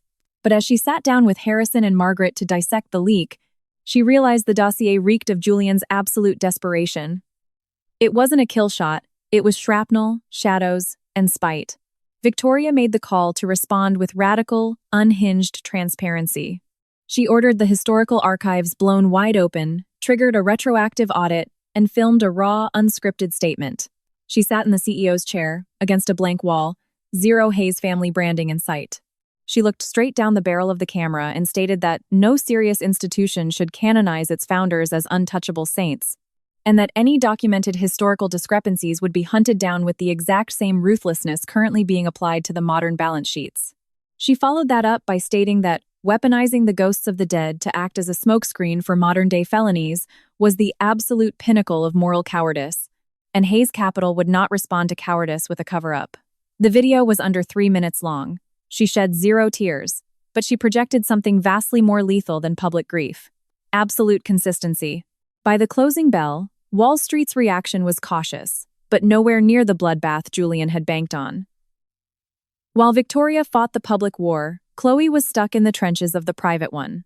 Julian hounded her relentlessly, first with pleas, then with pure venom. He screamed that she had blown up their family, that Leo was going to grow up fatherless because she didn't have a spine, that Victoria was just using her as a pawn and would throw her to the wolves the second the ink dried. Chloe almost broke one afternoon when Leo innocently asked why Daddy didn't come eat dinner anymore. The question hit her like a sniper round. She called Victoria not looking for a shoulder to cry on, but desperate to know if she was actually doing the right thing. Victoria let the silence hang for a long time before replying, "Doing the right thing doesn't mean it stops hurting. It just means the hurt doesn't mutate into being an accomplice." That single sentence kept Chloe's knees from buckling long enough to walk into her second deposition. Under a barrage of brutal questioning by the feds, she did not waver. She laid out Julian's extortion tactics, handed over fresh audio files, and took the hit for being willfully ignorant when she signed the dummy LLC paperwork. She didn't walk out of that room feeling absolved, but she walked out feeling untethered. When she got back to the cousin's place, she found Leo sitting on the rug, stacking brightly colored blocks. The kid looked up and asked if his dad was coming back tomorrow. Chloe sat down on the floor next to him, wrapped her hands around his tiny fingers, and told him she didn't know yet, but promised him he was safe and loved beyond measure. For the very first time, she didn't sell the kid a fairy tale just to buy an hour of peace. Julian's legal nightmare went into overdrive when the feds executed a raid, seizing his encrypted hard drives and unearthing a trove of direct messages with offshore money launderers. His inner circle, smelling the indictments coming down the pipe, immediately started racing each other to the prosecutor's office to cut plea deals. The sick finance analyst officially flipped. The accountant who set up Coastal Management LLC spilled his guts about the shell layers. Two of the directors Victoria had fired admitted they knew about minor kickbacks, even while swearing they had no idea about the secret life down in Florida. Julian watched his empire of fear completely disintegrate into an empire of rats. The smug untouchability that used to be his armor now just made his lies look utterly ridiculous. Victoria watched the dominoes fall with zero satisfaction. There were nights when she woke up gasping for air, haunted by the ghost of the guy she thought Julian was. Grief doesn't care about federal indictments. She still remembered him laughing while cooking, the weight of his hand on her spine at her dad's funeral, the red-eye flights where they fell asleep arguing about market caps. The memories pissed her off because they felt like character witnesses for a guy who had already pled guilty. Harrison sat her down late one night and told her that mourning a lie was still mourning. Victoria hated it, but she accepted it. Your chest doesn't magically turn into a courtroom just because your brain has the receipts. She had to learn how to separate missing the illusion from actually wanting the guy back. The divorce proceedings dragged on parallel to the criminal probe. Julian tried to leverage the marital assets using back-channel threats, but his legal leverage was practically non-existent at this point. Victoria flat-out refused any settlement that involved signing an NDA regarding the corporate embezzlement. She only agreed to hash out legitimate marital property, entirely walled off from the fraud litigation. At the mandatory mediation, Julian walked in looking 10 pounds lighter, bags under his eyes, his trademark charm completely oxidized. He tried calling her my love, whether out of muscle memory or some pathetic strategy. She didn't know. Victoria told him to use her name. He gave a bitter, jagged smile and said she had finally managed to turn completely to stone. Victoria replied that stones don't bleed, and she had bled out months ago. The mediator stared at his notepad until the tension broke. In that stale room, Julian attempted one final, half-baked confession. He said he had always felt tiny standing next to her. Everyone looked at Victoria as the prodigy, the genius, the apex predator. He just wanted to feel needed, not just tolerated as the CEO's arm candy. Chloe made him feel like a giant. The company gave him the bankroll. One thing led to a million others. Victoria stared at him without interrupting. There was something profoundly pathetic about a grown man trying to write off federal racketeering as a side effect of toxic male insecurity. When he finally ran out of breath, she told him that feeling small didn't give anyone the right to shrink the rest of the planet. Julian actually cried then, but Victoria honestly couldn't tell if the tears were for the wreckage he caused or the power he lost. The internal reckoning at Hayes Capital wrapped up right before the DOJ dropped the hammer. The board formally permanently banned Julian from the premises, triggered 9-figure civil clawback suits, and handed the remaining servers over to the FBI. Richard formally resigned after a compliance review shredded his fiduciary standing. 2 SVPs were fired with extreme prejudice. Margaret drove the new compliance protocol through the firm like a tank. Sarah, once the invisible admin, was officially minted as Director of Operational Integrity, a promotion she took with a few wiped tears and a radically upgraded swagger. Victoria insisted on making the announcement herself. She stood in front of the trading floor and said that corporate courage usually starts the moment someone at the very bottom of the org chart simply refuses to lie. The firm started shifting in ways that looked small on paper but felt like earthquakes. Unlogged verbal directives became a fireable offense. The whistleblower hotline was backed by actual legal shields. Every vendor contract was audited by a third party. Major strategy meetings required transcribed minutes. The frat house bros who used to treat the bylaws like suggestions suddenly learned how to write very polite emails. Some of the old guard whined that Hayes Capital was losing its fastball. Victoria told them that velocity without brakes was just a car crash waiting to happen. There was pushback, obviously. Scrubbing the decks always pisses off the guys who were making a killing selling the soap. But the new era found fierce loyalists, mostly among the rank and file, who had spent the last 5 years swallowing their anxiety whole. Months later, Victoria flew back to Miami to officially close out the restructured development. The city that had once been the ground zero of her nightmare greeted her with blinding sun and ocean breeze. She rode in the back of an Escalade past Chloe's old luxury condo without asking the driver to tap the brakes. She knew Chloe had moved into a modest walk-up and was working a grinding 9-to-5 at a mid-tier architecture firm, no penthouse, no black car, no Julian footing the bill. Leo was enrolled in a standard public pre-K. Child support was going to be handled by a family court judge based on Julian's post-indictment reality, not doled out as hush money for good behavior. Victoria kept her distance, but she quietly made sure Harrison put up legal firewalls so the kids' trust fund couldn't be raided for Julian's criminal defense. On that trip, Chloe asked to meet up one last time before Victoria flew back to New York. They met at an oceanfront cafe. It was a bright, breezy afternoon. Leah was with the cousin, which let them both drop their shoulders a bit. Chloe looked radically different, stripped down, zero gloss, grounded. She offered a remarkably undramatic thank you, acknowledging that Victoria possessed the absolute power to ruin her life in the press, and actively chose not to. Victoria replied that keeping a kid out of the crossfire wasn't charity, it was the baseline for not being a monster. Chloe nodded, taking the reality check. Then she said she had finally learned to run for the hills the second a man asked her to keep a secret in the name of love.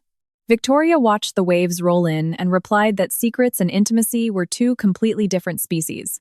One kept you safe, the other just rotted you from the inside out.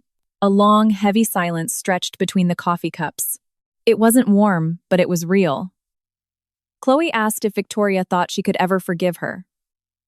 Victoria let the question sit for a minute. She said the word forgiveness was probably too heavy to lift right now, and that she'd rather just start with not actively wishing her dead. That was going to have to be enough. Chloe gave a microscopic nod, accepting the terms. Right before she got up to leave, she slid a piece of paper across the table. It was a crayon drawing by Leo. It was the beach, a massive yellow sun, and two stick-figure women standing on opposite sides of the page, definitively not holding hands. Victoria understood immediately and slipped the paper into her bag without a word. Maybe the kid had no idea what he was drawing, or maybe kids just absorb the frequencies adults try to hide. Julian caught his federal indictment a few months later. The financial networks ran it wall to wall, but the narrative was entirely out of his hands now. The paper trail was a mile long, the flippers were singing, and the shell companies were dead to rights. B-roll footage showed him doing the perp walk into the federal courthouse in Lower Manhattan, wearing a charcoal suit, looking haggard, boxed in by his defense team. He tried to shout to the press pool that it was all a corporate hit job, but his voice had completely lost its reality-bending distortion field. Victoria caught maybe 10 seconds of it on a muted Bloomberg feed in her office. She clicked the TV off before he made it through the metal detectors. She didn't feel a rush of dopamine. She just felt the heavy, metallic thud of a chapter closing a chapter that had cost her infinitely more than a guilty verdict could ever reimburse. That night, alone in the penthouse, Victoria opened the drawer where the antique watch lived. It was still keeping perfect time. She placed it on the desk and watched the second hand sweep across the dial. For the longest time, she had looked at it as a monument to a catastrophic present, then as the ultimate receipt of her own gullibility. Now, it just looked like a really nice, really old watch that had survived being held by a thief. She decided not to smash it with a hammer, and she definitely wasn't mailing it to his lawyers. She took it down to her father's foundation and had the super mounted on the wall of a small undergrad study room. No brass plaque, no sappy dedication, just a functional clock to track the hours of kids pulling all-nighters, grinding for a better life. It officially stopped being Julian's time. The one-year anniversary of the Miami trip came and went without a blip. Victoria only realized what day it was at 8:00 p.m., while signing off on a massive community grant in Florida. The lack of a panic attack surprised her. 365 days ago, she had been standing on a sidewalk, holding wilting lilies, waiting for the floor to drop out. Now, she was sitting across from a completely overhauled executive team, greenlighting full-ride scholarships for kids from the exact zip codes Julian had tried to gentrify into oblivion. Writing checks didn't magically erase the fraud, but it definitely exorcised the cash Julian had tried to weaponize. Victoria scrawled her signature on the final page and felt something dangerously close to peace. It was quiet. It was highly skeptical, but it was there. Sarah knocked lightly on the glass door, offering a small smile, and said the scholarship kids were waiting in the auditorium. Victoria gathered her files and walked down the hall with her. Sarah walked next to her now, not 3 steps behind. That tiny spatial shift hit Victoria right in the chest.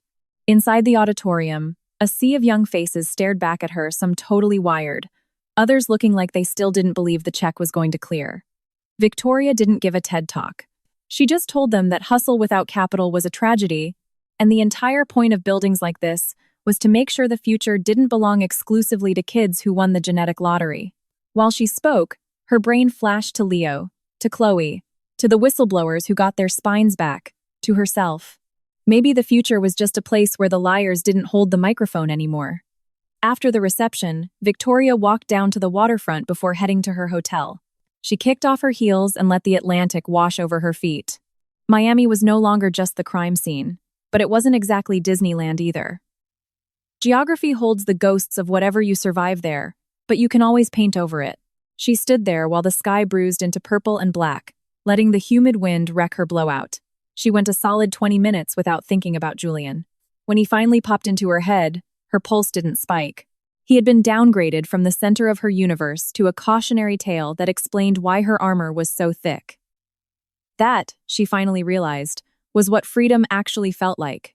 Flying back to JFK, she took the window seat, exactly like she had on that first soul-crushing flight home. This time, she cracked open the black Moleskine. There was a lot of blank paper left. For a year, it had been a burn book for IP addresses, threats, court dates, and corporate purges. Now, it could go back to being a playbook for the future, not a survival manual. Victoria clicked her pen and wrote a new line. There is no wilder plot twist than realizing you can walk away intact after a lie tried to cut you in half. She snapped the book shut and looked down at the grid of the East Coast. The scars were still there, they just weren't flying the plane anymore. The New York penthouse had completely transformed too. The wedding shots were long gone, but the drywall wasn't bare. She hung up brutalist modern art, bought flowers for herself, and completely scrambled Julian's obsessively color-coded bookshelves. The guest room where he used to sulk was now a reading room. The home office, once a bunker, actually felt quiet again.